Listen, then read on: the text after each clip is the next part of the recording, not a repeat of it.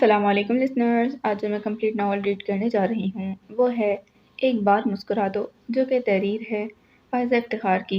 یہ ایک بہت ہی پیاری سی after marriage based social romantic story ہے۔ چلیے شروع کرتے ہیں۔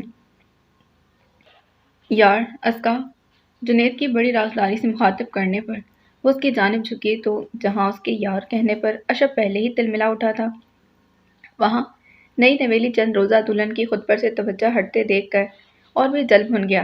اس نے بڑی ناگوار سی نظروں کے ساتھ دائیں جانب پڑے صوفے پر نیم دراز جنید کو دیکھا، جس کے ایک جانب صوفے کے بازو پر تجلی چڑھی بیٹھی تھی اور دوسری جانب اسکا جھکی ہوئی بڑے نماغ سے ان کی بات سن رہی تھی، جیسے کہ وہ کوئی بہت ہی دلچسپ بات کرنے والا ہو، جبکہ شعیب مسلسل فضول گوئی کرتے سن رہا تھا۔ اب بھی اس نے سامنے بیٹھی کافی کے بڑے سے مگ سے چسکیاں بھرتی اپنی ناراضی بیگم کی طرف اشارہ کرتے ہوئے غور افشانی کی۔ یار اسکا، اپنی آپی کو تم ہی مشورہ دے دو، میری تو وہ ایک نہیں سننے والی۔ وہ کیا؟ اس کے اشتیاق پر اشب اور ٹر گیا تھا۔ ان سے گزارش کرو کہ کم از کم اپنے بال کھلے مت چھوڑا کریں۔ ایسا لگتا ہے عزیز میاں قوال کی پارٹی میں شریک ہو گئی ہیں۔ وہ نہیں ہوتے، بھلا کیا کہتے ہیں انہیں؟ ہاں، ہم نوا۔ عزیز میاں قوال اور ہم نوا، ایسا لگتا ہے ابھی زمین پر پسکڑا ماریں گی اور دونوں ہاتھ زانوں پر اور سر گھماتے ہوئے دھمال۔ اس کے بے ہنگم کہکوں میں اسکا و تجلی کی کھیکی بھی شامل ہو گئی تھی۔ طوبا نے مگ سائڈ ٹیبل پر پٹکا اور سلیو لیس قمیص کے فرضی کف چڑھاتے دنگل کا سگنل دینے لگی۔ جنید نے سالیوں کو پرے دھکیلا اور دونوں کان کھینچتے ہوئے سر دھننے لگا۔ میری توبہ، میری توبہ، میری توبہ توبہ۔ اس کی اونچی اونچی دانوں پر ایک بار پھر کہہ کے بکھر گئے تھے۔ سب جانتے تھے وہ طوبا کو توبہ کہہ کر جڑایا کرتا تھا، اور اس کے گھنے گھنگریالے بال تو سدا اس کے مذاق کی زد میں رہا کرتے تھے، خصوصاً جب کبھی بڑے عرصے بعد وہ سب انہیں جاؤ سے کھولا کرتی تھی۔ جنید بھائی، بس کیجیے۔ آپی کی گھڑیاں تیز تر ہوتی جا رہی تھیں۔ یہ ان کی طرف سے وارننگ تھی۔ تجلی نے خبردار کیا۔ اب میں گھوری پروف ہو چکا ہوں، مجھ پر ان تیروں کے تمام وار بیکار جاتے ہیں۔ یوں کہیے آپ ڈھیڑ ہو چکے ہیں۔ باسط نے اندر داخل ہوتے ہی بحث میں حصہ لیا۔ یہ بات نہیں میرے ننھے بھیا۔ طوبا نے پہلو میں لیٹے 2 سالہ صفی کو کشن کا سہارا دیا اور براہ راست میدان میں اترنے کی تیاری کی۔ بات اصل میں یہ ہے کہ لاتوں کے بھوت باتوں سے نہیں مانتے۔ چچا جان، جنید نے سہم جانے کی بھرپور ایکٹنگ کرتے ہوئے باہر کی طرف چھلانگ لگائی۔ طوبا نے بھی اس کے پیچھے دوڑ لگائی۔ تجلی اور باسط دونوں کے حق میں نعرے بازی کرتے ہوئے پیچھے نکلی تھی۔ ہنستے ہوئے اسکا کی کلاہٹوں کو اس وقت اچانک بریک لگ گئے جب ایک سرد ہاتھ کی مضبوط گرفت نے اس کی کلائی کو جھٹکا دیا۔ اس نے بے حد اور حیرانی اور الجھن کے ساتھ شوہر کے بگڑے تیور دیکھے۔ گھر چلنا ہے یا نہیں؟ اس کے لمس کی ٹھنڈک لہجے تک میں اتری ہوئی تھی۔ چلنا کیوں نہیں، بس یہ ذرا، اب اور نہیں رک سکتا میں، سر درد سے پھٹ رہا ہے۔ فضول کے کہکوں اور جگت بازی سے مجھے پتا ہوتا تمہارے بہن بھائی اس قدر ہنگامہ پرور مزاج رکھتے ہیں تو پہلے ہی معذرت کر لیتا آنے سے۔ باہر سے پکڑو بچاؤ کی آوازیں مسلسل آ رہی تھیں۔ اشب کی آواز بھی خاصی بلند تھی۔ اسکا کو خدشہ محسوس ہوا کہیں کوئی اس کے کمنٹس نہ سن لے، اس لیے مزید بحث کرنے کے بجائے خاموشی سے سر ہلا کر امی ابو سے اجازت لینے ان کے کمرے میں چلی آئی۔ لیکن کبھی کبھی ایسا بھی ہوتا ہے کہ ایک فریق کی خاموشی بھی بحث کو ختم کرنے میں مددگار ثابت نہیں ہوتی۔ آج بھی ایسا ہی ہوا۔ اشب، جو سسرال کے سے رخصت لیتے مسلسل انگلیوں پر کنپٹی سہلا کر اپنے سر درد کی شدت ظاہر کر رہا تھا، سارے راستے اسکا کے گھرانے کی شان میں قصیدہ خوانی کرتے نہ تھکا۔ وہ برا لگنے کے باوجود چپ ہی رہی، بالکل ویسے ہی جیسے ولیمے والے روز اس کے منہ سے اپنی بہنوں اور کزنز کے لیے لیچر اور ڈھیڑ جیسے خطابات سن کر ضبط کر کے رہ گئی تھی۔ دودھ پلائی کی رسم پر یہ سب تو ہوتا ہی ہے، چھیڑ چھاڑ، ہنسی مذاق۔ خود اشب کے دوست کون سا کم تھے، بلکہ ان کی بے سروپا باتوں پر چڑھ کر ہی تو طوبا آپی نے 2-3 کرارے جواب دیے تھے جو اشب کی بجیا کو برے لگ گئے تھے، اور وہ فوراً اسٹیج پر چڑھ آئی تھی۔ کیوں معاملے کو طول دے رہے ہو؟ دے دلا کے فارغ کرو۔ ان کے اس درجے اکتائے ہوئے لہجے میں کہے گئے اس جملے نے سبھی لڑکیوں کو مشتعل کر دیا تھا۔ ارے واہ، ہم کوئی فقیر ہیں، کیسے کہہ دیا دے دلا کر فارغ کرو؟ وہ سب ایک ایک کر کے اسٹیج سے اتر گئی تھیں۔ انہوں نے نیک کی رقم لینے سے صاف انکار کر دیا تھا۔ تو اشرف کی امی آگے بڑھیں۔ انہیں فکر تھی کہ لوگ کیا کہیں گے، دولہا اتنا کیا گزرا ہے، چند ہزار بھی سالیوں کو نہ دے سکا۔ ان کے شفیق لہجے سے متاثر ہو کر طوبا مارے باندھے اسٹیج پر چڑھی۔ شانہ بجیا نے بھائی کی جیب سے ہزار ہزار کے چند نوٹ نکال کر آگے بڑھائے۔ اس کی 2 انگلیوں کی مدد سے ایک نوٹ گھسیٹا اور شکریہ کہہ کر اسٹیج سے اتر گئی تھی۔ اس وقت تو بات آئی گئی ہو گئی، لیکن اگلے ہی دن اسکا کو احساس ہوا کہ اس کا ہمسفر کہلانے والا یہ شخص خلاف مزاج رونما ہونے والی کسی بات کو آسانی سے بھلا دینے والا نہیں، اور آج 15 منٹ کی ڈرائیو میں اچھی طرح بھڑاس نکال لینے کے بعد جب وہ نئے سرے سے شروع ہو گیا تھا تو وہ جھنجھلا اٹھی۔ گھر آنے کے بعد اسے کپڑے تبدیل کرنے، 2 ڈسپرین پانی میں گھول کر پیتے اور نیم دراز ٹی وی کے چینل تبدیل کرتے دیکھ کر بھی وہ سمجھی بلا سر سے ٹل گئی۔ بھاری ساڑی، جڑاؤ گلو بند، تلائی کنگن، ہائی ہیل کی سینڈل اور پارٹی میک اپ سے نجات حاصل کرنے کے بعد وہ بھی کمر سیدھی بھی نہیں کر پائی تھی کہ اشرف کا ریکارڈر پھر بجنا شروع ہو گیا۔ انکل آنٹی تو خاصے معقول نظر آتے ہیں، تم بہن بھائی نہ جانے کس پر چلے گئے۔ آخر کیا برائی نظر آ گئی ہے آپ کو میرے بہن بھائیوں میں؟ اچھا ہوتا وہ اپنی خاموشی کا دورانیہ مزید بڑھاتی، کروٹ بدل کر سونے کی کوشش کرتی۔ اس کا اتنا پوچھ لینا غضب ہو گیا۔ اب تو اشل باقاعدہ سنبھل کر بیٹھ گیا، جیسے اس کی بیوی نے اسے کوئی اہم نوعیت کا سوال پوچھ لیا ہو، اور اب اسے تمام تر نکتے واضح کرتے ہوئے اپنے بیان کی تشریح کرنی ہو، بغیر کسی آئے گئے کا لحاظ کیے۔ فضول کی جملہ بازی، پھر مذاق، اور پھر حد سے تجاوز کرتی بے تکلفی کو تم برائی نہیں سمجھتی؟ حیرت ہے، دیکھنے میں تو بڑی سلجھی ہوئی نظر آتی ہو۔ وہ کہہ نہ سکی کہ دیکھنے میں تو آپ بھی… چلو شکر ہے، تم کم از کم دیکھنے میں تو معقول نظر آتی ہو، اور وہ تمہاری بڑی ہمشیرہ۔ ان محترمہ کو نہ بولنے کا سلیقہ ہے، نہ اٹھنے بیٹھنے کا کرینہ، اور سونے پر سہاگا۔ حلیہ، ذرا ملاحظہ تو کریں، کہیں سے بھی معزز قسم کی شادی شدہ خاتون نظر نہیں آتی۔ اپنی پیاری آپی کے بارے میں اتنی نازیبا بات سن کر وہ تڑپ گئی تھی، آنکھوں میں آنسو بھر آئے۔ ایک تو پہلے ہی اتنے گھنے بال ہیں، اوپر سے پرم کروا کر عجیب ہی لگتی ہے، لیکن نہ جی، فیشن ضرور کرنا ہے، چاہے اونگا بونگا ہی ہو۔ انہوں نے بال پرم نہیں کروائے، قدرتی گھنگرالے ہیں۔ وہ تو خود تنگ ہے اپنے بالوں سے، اور قمیضوں کی آستینیں بھی کیا قدرتی طور پر کٹی ہوئی ہیں، اس قدر پھنسا ہوا لباس، اور وہ بھی بغیر آستین کے۔ اسکا نے کچھ کہنے کے لیے منہ کھولا، پھر بے بسی سے لب کچلنے لگی۔ وہ وضاحت کر بھی دیتی تو کون سا یقین کر لیتا۔ اسے پہلی ملاقات میں ہی یہ تیز تراڑ چھا جانے والی شخصیت کی حامل سالی پسند نہ آئی تھی، اور اس کا شوہر وہ بھی، بلکہ وہ تو اس سے بڑھ کر فضول عادت کا مالک تھا۔ یہ اس کی رائے تھی جس کا اظہار وہ برملا بیوی سے کر رہا تھا۔ اب مجھے دیکھو، میرا بھی تو طوبا اور تجلی سے وہی رشتہ ہے جو جنید کا تم سے، لیکن کیا تم نے مجھے دیکھا ان کے ساتھ اس بے تکلفی سے ٹول ٹپا کرتے ہوئے، جیسا کہ وہ بد تہذیب شخص تمہارے ساتھ کر رہا تھا؟ ہیں؟ وہ سراسیمہ ہو گئی اس بے بنیاد الزام پر۔ یہ کیا کہہ رہے ہیں؟ جنید بھائی نے کب میرے ساتھ دھول دھپا کیا؟ اور وہ جو ہاتھ پر ہاتھ مار کر کہکے لگائے جا رہے تھے؟ وہ افسوس بھرے انداز میں اس شخص کو دیکھنے لگی جو رات کے 2:30 بجے یہ عجیب سا حساب کتاب کھولے بیٹھا تھا۔ اگر آپ کو میری جنید بھائی سے بے تکلفی پسند نہیں تو ٹھیک ہے، میں آئندہ احتیاط کروں گی۔ دراصل وہ میرے بہنوئی ہی نہیں، فرسٹ کزن بھی ہیں، اس لیے ہمارے درمیان یہ ہنسی مذاق چلتا رہتا ہے۔ پھر بھی آپ کو پسند نہیں تو کوئی بات نہیں۔ اپنے تئیں اس نے بڑی تابعداری کا ثبوت دیا تھا، اس امید کے ساتھ کہ اب تو صاحب کے ماتھے کے بل دور ہو ہی جائیں گے، لیکن وہ نہیں جانتی تھی کہ ان اعتراضات کا دائرہ دن بدن وسیع ہوتا چلا جائے گا۔ 5 بہن بھائیوں میں اسکا کا نمبر تیسرا تھا۔ باسط بھیا کے بعد طوبا آپی بڑی تھی اس سے، اور پھر باسط کے بعد تجلی دونوں سے چھوٹی تھی۔ ان کا گھرانہ خاصا خوشباش گھرانہ تھا۔ طوبا آپی اور باسط دونوں کی بذلِ سنجی ابو کی جانب سے ملی تھی۔ وہ خود وہ اور تجلی بھی خوش مزاج ہی تھیں۔ باسط بھیا البتہ بہن بھائیوں میں بڑے ہونے کی وجہ سے کچھ سنجیدہ مزاج تھے، لیکن سڑیل بہرحال نہیں تھے۔ خیر ان کی طرف سے جو کسر رہتی تھی وہ ایمن بھابھی نے پوری کر دی۔ ادھر ادھر چٹکلے چھوڑتی، کہہ کے بکھیرتی، ان کی دلہن گھر میں ایک خوشگوار اضافہ تھی۔ اور پھر جنید بھائی، بڑے تایا کے بیٹے۔ سب لوگ کہتے تھے وہ اپنے چچا یعنی اسکا کے والد کی کاپی ہیں۔ ان کا رجحان ہمیشہ سے چچا کی فیملی کی طرف رہا، یہاں تک کہ چچا کی سب سے بڑی صاحبزادی کے حقوق اپنے نام کروا کر چھوڑے۔ دونوں کے درمیان ہر وقت جاری نوک جھونک سے سبھی لطف اندوز ہوتے۔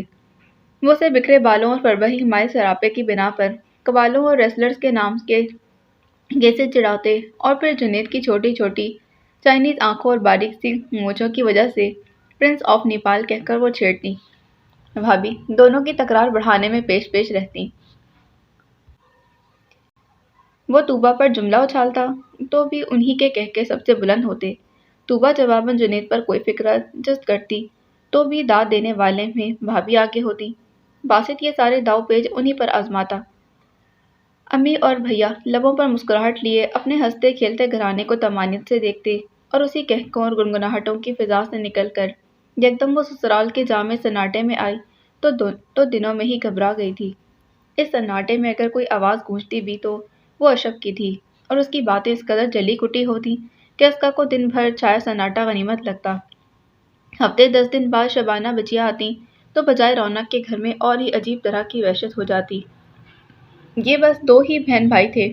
بچیاں اشب سے بس 2-2.5 سال ہی بڑی تھیں، لیکن ان کی شادی کو 12 برس گزر چکے تھے اور 4 بچے بھی تھے، جس سے ظاہر ہوتا تھا کہ خاصی کم عمر میں ہی ان کی شادی کر دی گئی تھی۔ اشب کے والد کو گزرے 8 سال ہو چکے تھے۔ اپنی ساس کا رویہ اسے نارمل ہی لگتا، دیگر ساسوں کی طرح انہیں اس کے سونے جاگنے کے اوقات یا گھومنے پھرنے کے پروگراموں پر کوئی اعتراض نہ ہوتا۔ یہ الگ بات کہ گھومنے پھرنے کی نوبت کم ہی آیا کرتی۔ اشب سارا دن آفس گزارنے کے بعد شام کو کمرے سے نکلنا بھی گوارا نہیں کرتا تھا، اور چھٹی کے دن کو بھی وہ بھرپور عیاشی کے ساتھ منانے کا عادی تھا۔ 12 بجے سو کر اٹھتا، بھاری ناشتے کے بعد کچھ دیر ٹی وی دیکھا جاتا، چند ضروری فون کرنے کے بعد یا دوستوں کی طرف نکل جاتا یا دوست خود ہی آ جاتے۔ ہاں اگر کسی چھٹی والے دن بجیا کی آمد ہوتی تو اس کی نیند کا دورانیہ کم ہو جاتا۔ بھانجے بھانجیوں کو لے کر آؤٹنگ پر نکلنے پر اسے کوئی اعتراض نہ ہوتا۔ اسکا کو اس کے بہن یا اس کے بچوں کے لاڈ اٹھانے پر تعرض نہ ہوتا، اگر وہ نوبیاہتا بیوی کے بھی چند روز چاؤ کر لیتا۔ اسے اچھی طرح یاد تھا کہ شادی کے بعد میکے سے ملنے والی دعوتوں کو اس نے پسِ پشت ڈال کر شوہر کی خواہش کے مطابق اس کے دوستوں اور فیملی کی طرف سے ملنے والی دعوتوں کو ہی اولویت دی تھی۔ فیملی کی طرف سے صرف اشب کے چچا اور ماموں نے مدعو کیا تھا، حتیٰ کہ شبانہ بجیا نے تکلفاً بھی رسمی دعوت کا ذکر نہیں کیا۔ اسے بڑی حیرت ہوئی، یہ اور بات کہ ولیمے کے 2 روز بعد بھی اشب اسے بجیا کو سلام کرانے کے لیے لے گیا تھا، اور پہلی بار کے جانے میں بھی بجیا کی روکھی پھیکی میزبانی اور خشک رویے نے اس کا دل مکدر کر دیا۔ اس کا خیال تھا میکے کی طرف سے ہونے والی پرتکلف دعوتوں کے ذریعے وہ اشب کو باور کروا سکے گی کہ اس کی اپنے خاندان والوں میں کیا قدر اور وقت ہے، لیکن امی ابو کی طرف سے ہونے والی دعوت میں ہی ایسی بدمزگی ہو گئی کہ اس نے آئندہ اس کے میکے کی کسی بھی تقریب میں شامل ہونے سے انکار کر دیا۔ یہ بد تہذیبی اور ناشائستگی کسی قیمت پر برداشت نہیں کر سکتا میں۔ اگر تمہارے گھر والوں کے یہی اطوار ہیں تو انہیں داماد کے لحاظ میں تو کچھ تمیز کا مظاہرہ کرنا چاہیے تھا، چاہے جھوٹے منہ سہی، لیکن نہایت افسوس سے کہنا پڑتا ہے کہ میرے سسرالیوں میں خاندانی رکھ رکھاؤ ڈھونڈنے سے بھی نہیں ملتے۔ وہ جنید صاحب کے عادی ہیں، جبکہ میں مختلف مزاج کا بندہ ہوں۔ اس نے کتنی کوشش کی کہ وہ اور کچھ نہیں تو کم از کم طوبہ آپی کے گھر تک تو اس کے ساتھ چلا جائے، لیکن ان دونوں میاں بیوی سے تو اسے خاصا بیٹھ تھا۔ ہر بار اس نے مصروفیت اور چھٹی والے دن آرام کا بہانہ بنایا۔ ایسے میں جب وہ آرام سب بھول کر اپنے لاڈلوں کو گاڑی بھر کر میک ڈونلڈ اور سندھ باد لے جاتا تو اس کے دل میں ملال ہی بھر جاتا۔ آج ہفتہ تھا اور بجیا نے اپنی آمد کی پیشگی اطلاع رات کو ہی دے دی تھی۔ ان کا ارادہ یہ ویکینڈ یہیں گزارنے کا تھا، اور اسکا کا کوفت کے مارے برا حال تھا۔ وہ جانتی تھی کہ بجیا اگر رات گزارنے کے ارادے سے آئیں تو حامد بھائی صاحب لازماً ساتھ ہوں گے۔ یوں تو بجیا اکیلے آتی تب بھی گھر کی فضا میں عجیب سی ٹینشن اور سوگواری چھا جاتی۔ ان کی تنی ہوئی بھویں دیکھ کر اور خشک لہجے میں کی گئی تنقیدی باتیں سن سن کر اسے گھبراہٹ ہونے لگتی۔ ان کا اپنا موڈ تو ہمہ وقت خراب ہی رہتا۔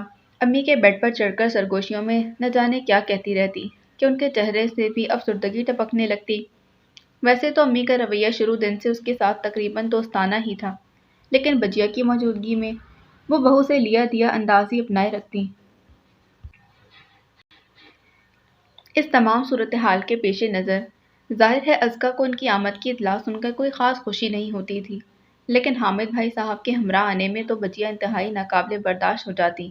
ان کی کوشش ہوتی تھی کہ سارا گھرانہ ان کے شوہر کے آگے پیچھے پھرے، عورتوں اور شوہر کے سامنے ان کے اور بچوں کے بھی زیادہ سے زیادہ ناز اٹھائے جائیں۔ امی اور اشرف تو داماد کے حسب شان بالکل ضرورت سے کہیں بڑھ کر پروٹوکول دینے میں پیش پیش رہتے، لیکن ازکا کی جان جاتی تھی بناوٹ کا مظاہرہ کرنے سے۔ اگرچہ وہ اچھی خاصی تو میزبان تھی اور کام کاج میں بھی چور نہ کرتی تھی، لیکن زبردستی کرائی گئی عزت اور دھونس سے لی گئی اہمیت کے خلاف تھی۔ اسے بدیہ کا اس گھر پہ اپنے شوہر پر حق جتانا برا نہ لگتا تھا اور ان کی حیثیت کو تو تسلیم بھی کرتی تھی، لیکن اجارہ داری قبول کرنے سے انکاری تھی۔ یہ الگ بات کہ بیزاری کا یہ اظہار فی الحال اس کی ذات تک ہی محدود تھا۔ وہ لاکھ ان کے آنے پر جبیں بچیں ہوتی، جلتی کٹتی، لیکن کرتی وہی جو اشرف اور امی اسے چاہتے تھے۔ اس وقت بھی وہ ناشتے کے بعد سے ہی کچن میں گھسی ہوئی تھی۔ بدیہ کو بچوں کو چھٹی کے بعد اسکول سے سیدھا یہیں لے کر آنا تھا، جبکہ بھائی صاحب آفس کے بعد شام کو تشریف لاتے۔ آٹا گوندھ کر فریج میں رکھنے کے بعد اس نے چولہے پر رکھی دیگچیوں کی طرف توجہ کی۔ جب امی جان اندر داخل ہوئیں، کیا پکا رہی ہو ازکا؟ عموماً وہ یہ سوال کم ہی کرتی تھیں۔ جب سے انہوں نے ازکا کو کچن کا چارج مکمل طور پر دیا تھا، پکانے کا معاملہ بھی اس پر ہی چھوڑ رکھا تھا، لیکن آج معاملہ اور تھا۔ بیٹی کو آنا ہو تو وہ اپنی نگرانی اور مشورے سے کھانا پکواتی۔ اب تو 6 ماہ میں ہی ازکا کو بھی ازبر ہو گیا تھا کہ بدیہ کو سبزیاں مرغوب ہیں۔ اب تو 6 ماہ میں بھی ازکا کو ازبر ہو گیا تھا کہ بدیہ کو سبزیاں مرغوب ہیں، اور وہ بھی مشکل ترین طریقے سے بنی ہوئی۔ بچے چاول اور دال وغیرہ ہی شوق سے کھاتے ہیں، سبزیوں میں سوائے آلو کے اور کچھ نہیں پسند۔ گوشت بھی نہیں کھاتے، خصوصاً سالن میں۔ ہاں، فرائیڈ چکن، تکے کباب وغیرہ کھا لیتے ہیں، جبکہ حامد بھائی صاحب پکے گوشت خور ہیں، ان کے لیے اسپیشل پرتکلف کھانے پکتے۔ ازکا انہیں بتانے لگی، بدیہ دال بھرے کٹے کریلے بہت پسند کرتی ہیں نا، اور ان کے لیے وہی بنا رہی ہوں۔ بچوں کے لیے ماش کی کھڑی دال اور دہی بڑے، کوکر میں چاپ بھی چڑھا رکھی ہے۔ آفس بھی تو کھانا جانا ہے، اور آپ کو تو پتہ ہے اشرف خالی دال سبزی بھجوانے پر ناراض ہوتے ہیں۔ آفس سے ملازم ہر روز لنچ ٹائم میں آ کر کھانا لینے آتا تھا۔ اور کچھ پکانا ہو تو بتا دیجیے، اس نے چلے ہوئے کریلوں پر نمک ملتے ہوئے پوچھا۔ نہیں، میرا خیال ہے ٹھیک ہے، آخر رات کو بھی تو پکنا ہے، حامد ہوں گے اور کل دوپہر بھی۔ وہ کچھ سوچتے ہوئے کہنے لگی، ایسا کرو آج رات بریانی ہی پکا لو، کباب کے ساتھ بھی چل جائے گی، اور یہ دہی بڑے بھی رات کے لیے ہی رہنے دو۔ کل دوپہر کو پلاؤ کے ساتھ قورمہ یا چکن کڑھائی میں سے کچھ بھی بنا لینا۔ جی ٹھیک ہے۔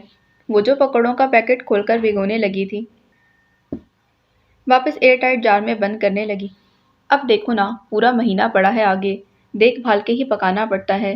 ایک ہی بچہ میرا کمانے والا، سب کچھ ہانڈی روٹی میں ہی تو نہیں جھونک سکتی۔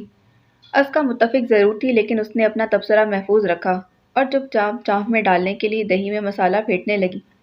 لاؤ مجھے دو، میں کر دوں، اکیلی کب تک لگی رہو گی، اتنی گرمی ہے۔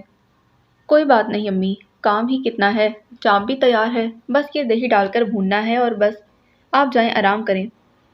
صبح سے آرام ہی تو کر رہی ہوں، میں جانتی ہوں تم ماشاءاللہ بڑی پھرتیلی ہو، پتہ بھی نہیں لگنے دیتی اور سب کام نپٹا لیتی ہو، پھر بھی آخر ہو تو انسان، تھکن تو ہو جاتی ہے۔ اب مجھے دیکھو لیٹے لیٹے کمر دکھ گئی، تم تو صبح سے کام میں جٹی ہو۔ اس کی تعریف کرنے میں وہ ہمیشہ فراخ دلی کا مظاہرہ کرتی تھی۔ ازکا بے ساختہ محبت سے مسکرا دی۔ اس نے ابلی دال نتھار کر ان کے حوالے کی اور خود دونوں سالن دم پر لگانے کے بعد اپنے بیڈ روم میں آ گئی تھی۔ نہانے کے بعد گیلے بال سکھاتی وہ کچن میں آئی تو امی کڑھائی میں تیل گرم کر کے کریلے تل رہی تھیں۔ اسے سخت شرمندگی ہوئی۔ ارے امی، آپ کیوں اس قدر گرمی میں چولہے کے آگے کھڑی ہو گئیں؟ میں آ تو رہی تھی۔ اس نے آگے بڑھ کر چمچہ ان کے ہاتھ سے لینا چاہا۔ میں جانتی ہوں تم آ رہی تھی، تم بھلا کہاں جاتی؟ انہوں نے ہنستے ہوئے اس کا ہاتھ پرے کیا۔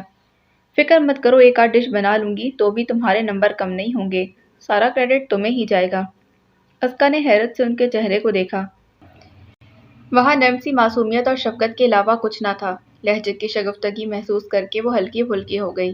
لہجہ بھی کیا چیز ہے، لفظوں کے معنی بدل دیتا ہے، جملے کی ساری روح تبدیل کر دیتا ہے۔ یہی چند الفاظ اگر اشرف کے منہ سے نکلتے تو طنز کے تیر میں ڈوبے ہوتے۔ پورے گھرانے میں اگر کوئی ہلکی پھلکی سی شگفتہ بات کبھی کبھار کر لیتا تو وہ امی جان ہی تھی۔ وہ صلاحیت تیار کر رہی تھی جب کال بیل کی آواز آئی۔ امی جان دوپٹے سے ماتھے پر آیا پسینہ پوچھتے ہوئے اسے ہدایت دیتی لاؤنج کی طرف نکلی۔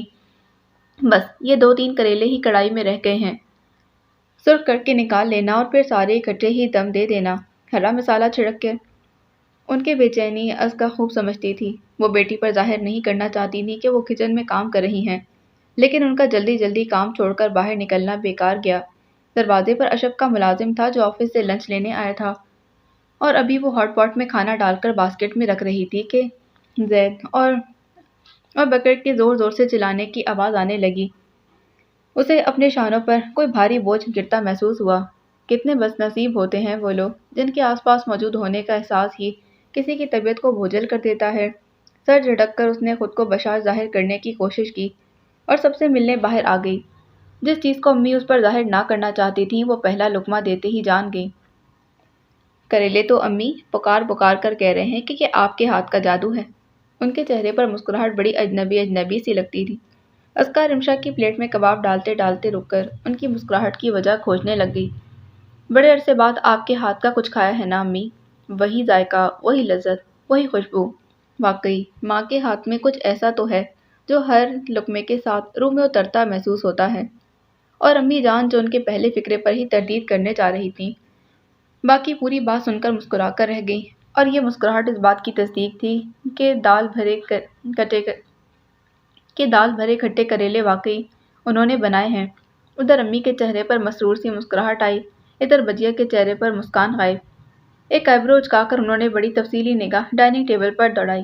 شامی کباب، دہی بھلے، مسالے دار چاپ، ماش کی دھلی دال، پھلکے اور سلاد۔ بس کچھ کہنے کے لیے لب کھلے اور پھر نہ جانے کیا سوچ کر بند ہو گئے۔ اسکا بلا ٹل جانے کا شکر ادا کرتی واپس کچن کی طرف پلٹ گئی۔ گرما گرم پھلکے لے کر وہ لوٹی تو پسینے سے شرابور ہو رہی تھی۔ اس کی چوٹی سے ایڑی تک پسینہ بہہ رہا تھا۔ لون کی قمیض کمر سے چپکی ہوئی تھی۔ دسترخوان میں پھلکے لپیٹنے کے بعد وہ پلٹی تو امی سے پوچھ لیا، کتنی روٹیاں باقی ہیں؟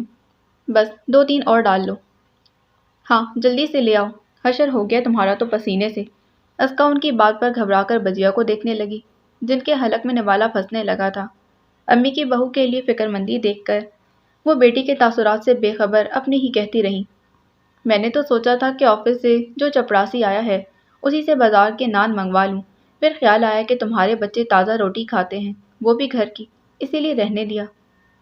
اف، امی کو کیوں یاد نہیں رہتا کہ وہ اس وقت کس سے مخاطب ہیں؟ وہ جز بز ہوتی پھر سے توے کے آگے جا کھڑی ہوئی جہاں اس وقت بجیا کی آواز بخوبی آ رہی تھی۔ میرے بچوں کی فکر کرنے کی کیا ضرورت تھی؟ آپ تو اپنی لاڈلی بہو کا خیال رکھیے۔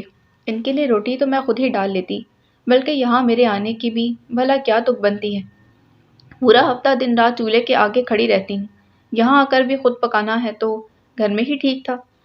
وہ بغیر دیکھے بتا سکتی تھی کہ انہوں نے ہاتھ میں پکڑا نوالا واپس پلیٹ میں رکھ دیا ہوگا۔ کیسی بات کر رہی ہو شبانہ؟ میں تو وہ اسکا، اس بیچاری نے کب انکار؟ بجیا کی ناراضگی کے بعد امی کے ہاتھ پیر یوں ہی پھول جایا کرتے تھے، انہیں وضاحت دینے کے لیے کبھی ڈھنگ کے الفاظ ہی نہ مل سکے۔ کہاں کی بیچاری؟ کیا بیچارگی نظر آتی ہے آپ کو اس کے چہرے پر؟ سارا دن گھر میں آپ 2 ہوتی ہیں، حد سے حد 3 نہیں تو 4 روٹیاں ہی ڈالنی ہوتی ہوں گی، اتنی ہی رات کو پکتی ہیں، ساتھ میں چاول جو ہوتے ہیں۔ اگر کبھی 4 مہمان آ جائیں تو بازار سے روٹی منگوانے کی کیا ضرورت ہے؟ مجھے دیکھیں، ساری گرمی دن میں 2 وقت درجنوں روٹیاں پکاتی رہی۔ ساس میری کبھی پلنگ پر سے پاؤں نیچے نہیں دھرتی تھی۔ مدیحہ نے کبھی شادی سے پہلے کچن میں جھانک کر نہیں دیکھا، اب بیاہی بیٹی ہونے کے بعد وہ کہاں میکے میں تنکا توڑے گی؟ میں ایک ہفتے صبح سے شام تک کے لیے آتی ہوں، اور مہینہ 1.5 مہینہ بعد، جبکہ میری 4 نندوں میں سے کوئی نہ کوئی ہر وقت موجود ہی رہتا ہے، بال بچوں سمیت۔ ہم تو مہمانداری میں نہیں تھکتے، نہ ہی کوئی ہاتھ بٹانے والا ہے۔ آپ نے تو عادتیں ہی خراب کی ہوئی ہیں اپنی بہو کی۔ میں نے بھلا کیا کر ڈالا شبانہ؟ تم تو بس چلو اب کھانا کھاؤ، فضول میں خون جلاتی ہو اپنا۔ میرا تو کام ہی یہی ہے امی۔ ان کا لہجہ پست ہو گیا تھا، پھر رکت آمیز۔ سارا دن اپنے گھر میں بھی خون جلا جلا کر کٹتی، یہاں سکون کے لیے آؤ تو اور دماغ خراب ہو جاتا ہے۔ آپ کی حالت دیکھ کر مجھے کیا ہوا، اچھی بھلی ہوں، تم میری فکر کس لیے کرتی ہو؟ بیٹی ہوں آپ کی، مجھے فکر نہ ہوگی تو کسے ہوگی؟ یہ دو کھانے پکتے تھے، پھر بھی آپ برابر کچن میں کام کرتی رہیں، یہ جانتے ہوئے بھی کہ آپ لو بلڈ پریشر کی مریضہ ہیں اور زیادہ گرمی میں خدا نہ خواستہ چکرا کر گر بھی سکتی ہیں۔ ممی گرم روٹی۔ مکر نے ماں اور نانی کے بحث سے بے فکر روٹی کے لیے آواز لگائی تھی۔ اسکا نے تینوں روٹیاں اٹھائیں اور مرے مرے قدموں کے ساتھ کچن سے نکلی تھی۔ اگرچہ بجیا کی آواز بخوبی اس کے کانوں تک پہنچ رہی تھی، پھر بھی اس وقت ان کا سامنا کرنے سے کترا رہی تھی۔ لیکن کب تک؟ آخر تو اسے یہاں سے نکلنا ہی تھا۔ اسے آتا دیکھ بجیا خاموش تو ہو گئیں لیکن کھانے کی طرف دوبارہ ہاتھ نہیں بڑھایا۔ امی کے بار بار اصرار کے باوجود وہ زور سے کرسی پیچھے کی طرف دھکیلتی اٹھ کھڑی ہوئیں۔ ٹھنڈے پانی کا گلاس دوسری بات بھر کر لبوں سے لگاتے ہوئے اسکا کی نظر ان سے ملی۔ سرخ روئی روئی آنکھوں سے جیسے شرارے لپک کر اس کے پورے وجود سے لپٹ گئے۔ پانی کا بڑا سا گھونٹ برف کی سخت ڈلی کی طرح اس کے گلے میں پھنس گیا۔ اس نے فوراً نظریں جھکا لی۔ وہ دانستہ امی جان کی طرف دیکھنے سے گریز کر رہی تھی، مبادا وہ اسے بجیا کو منانے یا کھانے پر مزید اصرار کرنے کا اشارہ کر دیں۔ وہ ان کا کہا ٹال بھی نہیں سکتی تھی، اس لیے انجان بنی بیٹھی رہی۔ اس کی بے نیازی پر بجیا پیر پٹکتی اندر چلی گئی۔ اب امی کس لیے بیٹھی رہتی، وہ بھی چلی گئیں۔ اب اگر وہ اکیلی ہی کھانا کھانے بیٹھ جاتی تو مزید بات بگڑ جاتی۔ اٹھ کر چلی جاتی تو یہ الزام کہ بچوں کو کھانا ڈھنگ سے کھلائے بغیر اپنے کمرے میں چلی گئی۔ برتن سمیٹتے، ٹیبل صاف کرنے، بچوں کو کیبل ٹی وی پر کارٹون نیٹ ورک سیٹ کرنے اور امی کے کمرے میں 2 کپ چائے بھیجنے کے بعد جب وہ اپنے بیڈ روم میں آئی تو بھوک کے شدید احساس نے اسے اپنی لپیٹ میں لے لیا تھا۔ برداشت کرتے ہوئے وہ ٹی وی پر لگے بیکار سی مووی کے ذریعے خود کو بہلانے لگی۔ اگر وہ ذرا سا خود کو جھکا کر ٹیبل سے واک آؤٹ کرتی بجیا کو روک لیتی، چند میٹھی باتیں کر کے اصرار کے ساتھ کھانے پر مجبور کرتی تو شاید سب ٹھیک ہو جاتا۔ امی بھی ان کے پیچھے کمرے میں نہ جاتی، وہ بھی کھانا کھا لیتی اور اشب کے آنے پر بجیا کا شکایت کارڈ بھی نہ رہتا۔ لیکن اب کیا ہو سکتا تھا؟ جب عصر کے بعد شام کی چائے بنانے اور رات کے کھانے کی تیاری کی غرض سے کچن کا دروازہ کھولا تو سنک میں پڑے برتن منہ چڑھا چڑھا کر اعلان کر رہے تھے کہ امی نے بیٹی کو منا کر کھانا کھانے پر آمادہ کر ہی لیا تھا۔ ٹھیک ہے، وہ جانتی تھیں کہ اسکا نے بھی کھانا نہیں کھایا، لیکن اگر وہ اسے بھی بلوا لیتی تو نہ جانے کتنے گھنٹے کی محنت ضائع جاتی، ساری منت سماجت بیکار جاتی۔ بیٹی کے سامنے بہو سے لگاوٹ کا مظاہرہ پھر سے ماحول میں تلخی گھول جاتا اور تلخی سے بچنے کی خاطر انہوں نے تھوڑی سی ڈنڈی مار دی تو کیا ہوا؟ وہ اپنی دلی کیفیت سمجھنے سے خود بھی قاصر تھی، بلکہ اپنی بیزاری محسوس کر کے وہ تو ایک دم ششدر ہی رہ گئی۔ کیا واقعی نکاح کے چند بول اتنے طاقتور ہوتے ہیں کہ یہ ایک رشتہ تمام رشتوں پر حاوی ہو جاتا ہے؟ ایک شخص کی خوشنودی حاصل کرنے کے لیے آپ کو باقی تمام رشتے پسے پش ڈالنے پڑے تو آپ دریغ نہیں کرتے۔ وہ سوچتی اور الجھتی جاتی۔ اشرف سے اس کی شادی ٹوٹل ارینج میرج تھی۔ منگنی اور شادی کے درمیان مختصر سے دورانیے میں بھی ان کے مابین کوئی شریر سا رابطہ نہیں ہوا تھا۔ ان کے دل و دماغ بالکل خالی سلیٹ کی مانند تھے۔ اشرف میں بظاہر کوئی خامی نہ تھی، نہ اس میں، نہ اس کے گھرانے میں۔ مختصر سی فیملی، ایک شادی شدہ بہن، نرم خو ساس۔ وہ منگنی کے بعد ان سرسری معلومات اور اشرف کی تصویر دیکھ کر بھی مطمئن تھی، لیکن سارا اطمینان رفتہ رفتہ غارت ہونے لگا جب شوہر صاحب کی فطرت دن بدن کھل کر سامنے آنے لگی۔ وہ حد درجہ نکتہ چینی کرنے والا شخص تھا۔ اس کو اسکا کی ہر بات پر اعتراض تو ہوتا ہی تھا، لیکن اسکا کی جو بات کھلتی وہ یہ تھی کہ وہ اپنی نکتہ چینی کا دائرہ وسیع کر کے اس کی ساری فیملی کو اپنی لپیٹ میں لے لیتا۔ اس کے بہن بھائیوں کی ناپسندیدہ عادات کے بقیے ادھیڑتے ہوئے اسے رتی برابر پرواہ نہ ہوتی کہ اس کی بیوی کے دل میں بھی اپنی بہن کے لیے وہی احساسات ہیں جو وہ اپنی بہن کے لیے رکھتا ہے۔ خود اس کا اپنا حال تو یہ تھا کہ بجیا کے ماتھے پر آیا ایک بل اسے آگ بگولا کرنے کے لیے کافی تھا۔ اسکا کی زبانی بجیا کے کسی تکلیف دہ رویے کی ہلکی سی شکایت بھی سننے پر وہ قطعی تیار نہ تھا۔ تم کچھ بھی کہہ لو، ان ہتھ کنڈوں سے تم میرے دل میں بجیا کی جگہ ختم نہیں کر سکتی، سمجھی؟ میں ہرگز ماننے پر تیار نہیں کہ چند گھنٹے یہاں گزارنے والی میری بہن تمہارے خلاف کچھ کر سکتی ہے۔ وہ بیچاری تو تمہارے رحم و کرم پر ہے۔ امی کی غلطی ہے کہ سارا گھر بغیر سوچے سمجھے تمہارے حوالے کر دیا، پھر بھی تمہارے گلے ختم نہیں ہوتے۔ وہ تو خطے سے ہی اکھڑ گیا جب اس نے بجیا کے رویے کی طرف اس کی توجہ دلانی چاہی۔ اس بار تو انہوں نے اسکا کو زج کر ڈالنے میں کوئی کسر نہ رکھی تھی۔ امی کے کہنے پر ہی اس نے بریانی کے ساتھ چپلی کباب دہی بڑے بنائے۔ بھائی صاحب کھانے کی ٹیبل پر بیٹھتے ہی منہ بنانے لگے۔ امی جان نے بریانی کی ڈش آگے بڑھائی تو کہنے لگے، نہیں آنٹی، دوپہر کو بھی بریانی ہی کھائی تھی۔ شبانہ، تم نے بتایا نہیں تھا؟ دن میں دو دو بار ایک ہی چیز میں نہیں کھا سکتا۔ امی کے اشارہ کرنے سے پہلے ہی وہ روٹیاں ڈالنے اٹھ کھڑی ہوئی۔ تم یہ کباب لو بیٹا، بہت لذیذ بنے ہیں۔ اور یہ فرائی چکن، دیکھو کتنا خستہ ہے، مسالے بالکل استعمال نہیں ہوئے اس میں۔ امی ان کی پلیٹ بھرنے لگی تو اشرف کچن کی طرف منہ کر کے اسے آوازیں دینے لگا، بھائی جلدی کرو، جلدی لے کر آؤ روٹی، بلکہ کھانا لگنے سے پہلے ہی پوچھ لیتی تو حامد بھائی کو یوں بیٹھنا نہ پڑتا۔ شکر کرو شوبی، یہ بیٹھے ہیں۔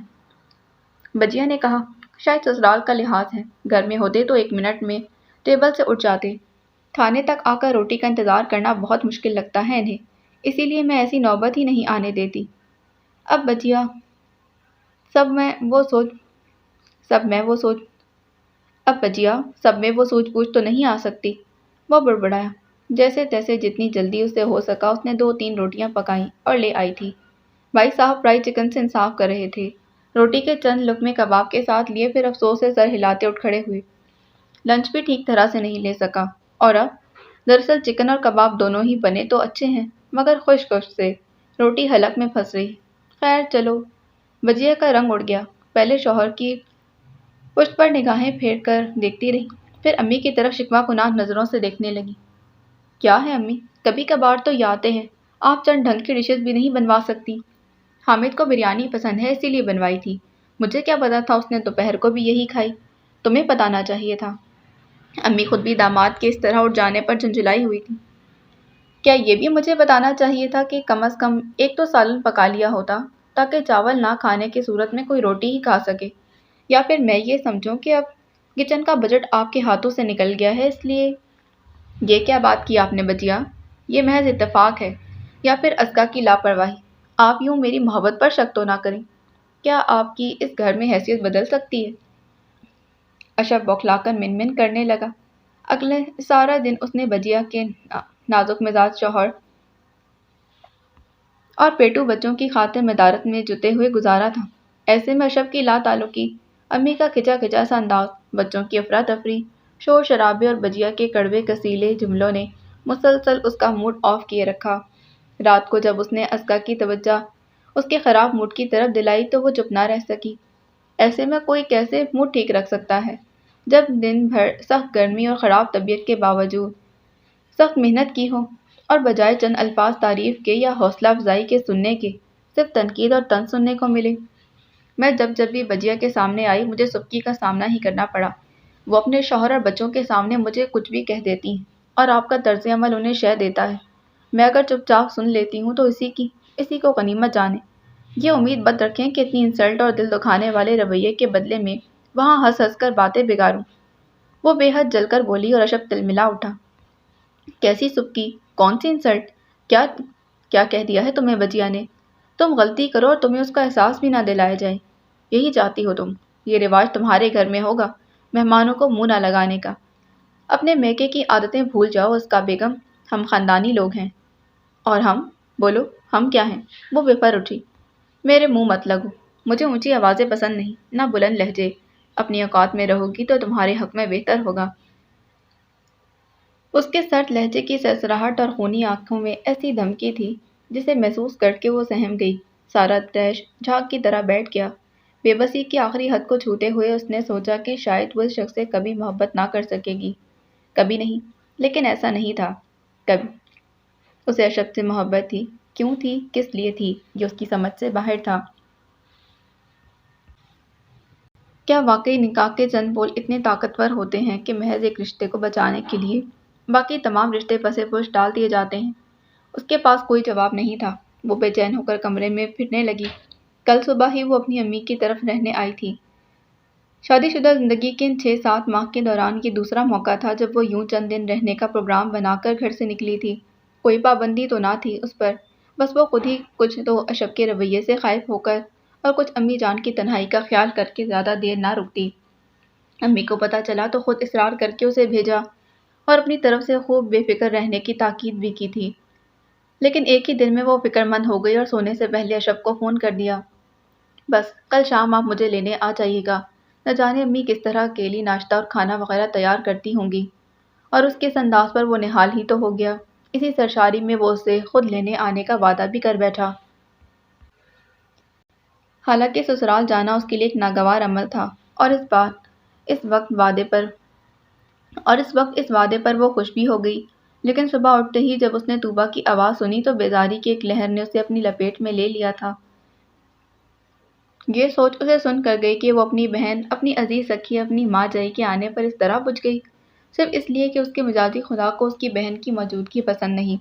صرف اس کے ماتھے پر آنے والی شکن کے خدشے نے ہفتوں بعد ملنے والی بہن کی آمد پر دل کو خوش تک نہ ہونے دیا۔ اسے سخت غصہ آ رہا تھا طوبیٰ کے اچانک آ جانے پر۔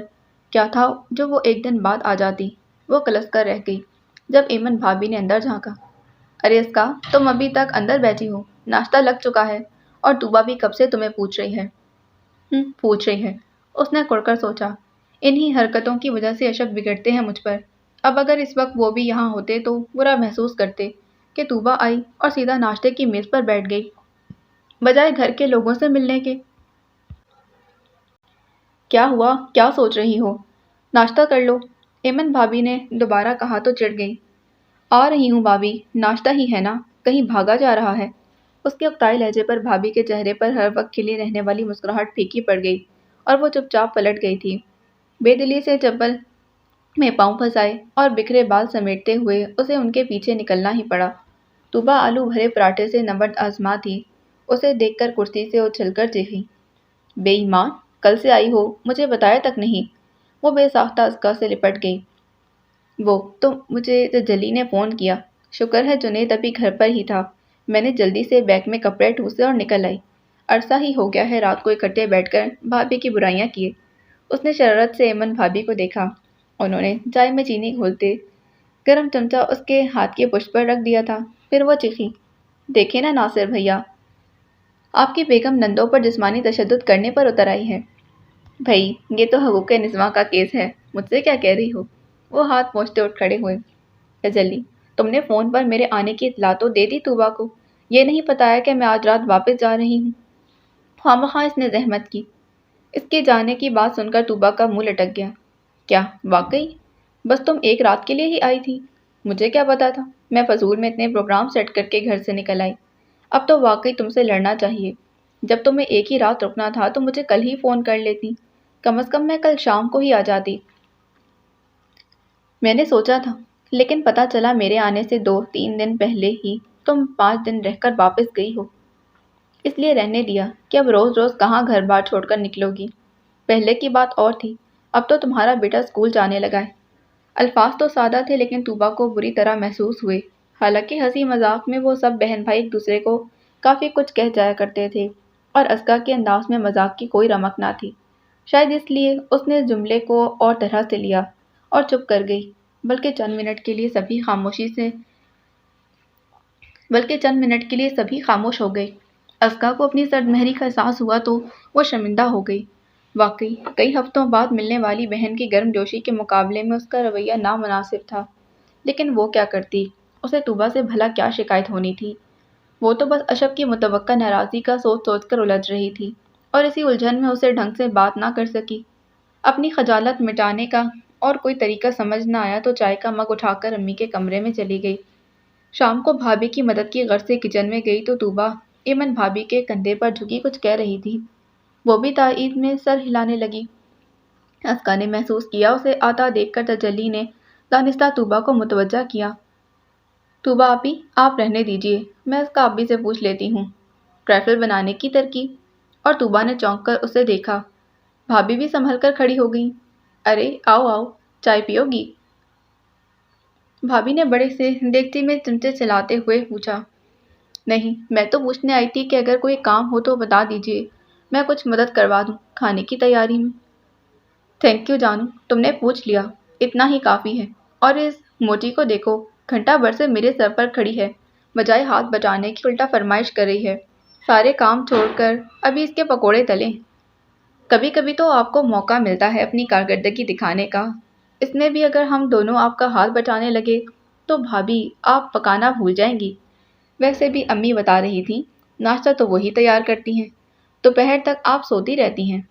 इस वक्त अम्मी और तजल्ली ऑमलेट वगैरह बना लेते हैं या फिर कोई सब्जी, जबकि रात को बाबर भैया बाहर से खाना ले आते हैं। तूबा ने सरासर बहतान लगाया था। कुछ तो खुदा का खौफ करो, जुनैद सही तुम्हें तौबा कहकर ही बुलाता है, झूठों की मलका। अम्मी को क्यों बीच में घसीटती हो? भाभी ने मोटा सा प्याज उसे खींच मारा जो उसके अचानक झुक जाने पर अस्का के कंधे पर लगा। उफ, अब तो बस कर दो तूबा अपना बचपना, उसने खुद को सहलाते हुए कहा। लाइए भाभी, मुझे भी कोई काम दीजिए। काम है ही क्या चंदा, ये तजल्ली बीबी कुछ तजुर्बा कर रही हैं कीमे के साथ, कबाब आज यही बनाएगी। ओह प्लीज़ भाभी, मैंने सुबह का नाश्ता किया हुआ है, मेरा रात का खाना तो तजुर्बों की भेंट मत चढ़ाइए। प्लीज़ कबाब खुद तैयार कीजिए, या अगर कोई और काम है तो मुझे दे दें, मैं बना लेती हूँ। उसने तजल्ली के हाथ से कीमे का बड़ा बर्तन तकरीबन खींच लिया। वो बेचारी खड़ी की खड़ी रह गई। एमन भाभी ने एक नज़र उसके उतरे उतरे चेहरे को देखा। मुझे तो कोई मसरूफियत नहीं, बच्ची का दिल रखने को कह रही थी। अगर तुम्हें मेरे हाथ के बने ही खाने हैं तो सौ बिस्मिल्लाह, लाओ मैं खुद ही बना लेती हूँ। उन्होंने तो चुपचाप बात संभाल ली थी। तुबा शायद छोटी बहन के लाड में कुछ बोल पड़ती अगर जुनैद अचानक अंदर आकर हमेशा की तरह हंगामी सूरत हाल न पैदा करता। उसके आने से ऐसी ही अफरा तफरी सारे में फैल जाती थी। बाकी सब की तरह किसी ज़माने में अस्का भी अपने सजाजाद भाई कम बहनोई की आमद पर इसी तरह खिल उठती थी और उसकी बदला संजी को जी भरकर एंजॉय किया करती। लेकिन अब जैसे जैसे उसके बुलंद कहके और छेड़छाड़ उसके कानों तक पहुंच रहे थे, वैसे वैसे उसका दिल बैठ रहा था। उसे अभी तक अशफ की जुनैद से वो गिनती की चंद मुलाकातें याद थीं, जिनके बाद दिनों तक उसने अस्का के कान खाए थे और बहनोई के साथ उसकी हद से बढ़ी बेतकल्लुफ़ी पर नागवारी का बर्मिला इजहार किया था। उसे तूबा का खुद से मजाक करना भी अच्छा लगता था।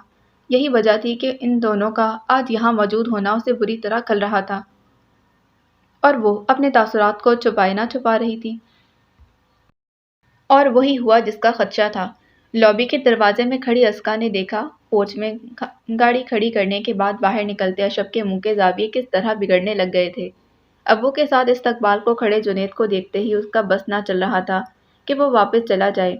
बुझे दिल के साथ वो पलटी और कमरे में जाकर गीले बालों को ब्रश करने के साथ सुलझाने लगी। बाहर भैया की मौजूदगी में यूं भी फिलहाल माहौल काबू में ही था।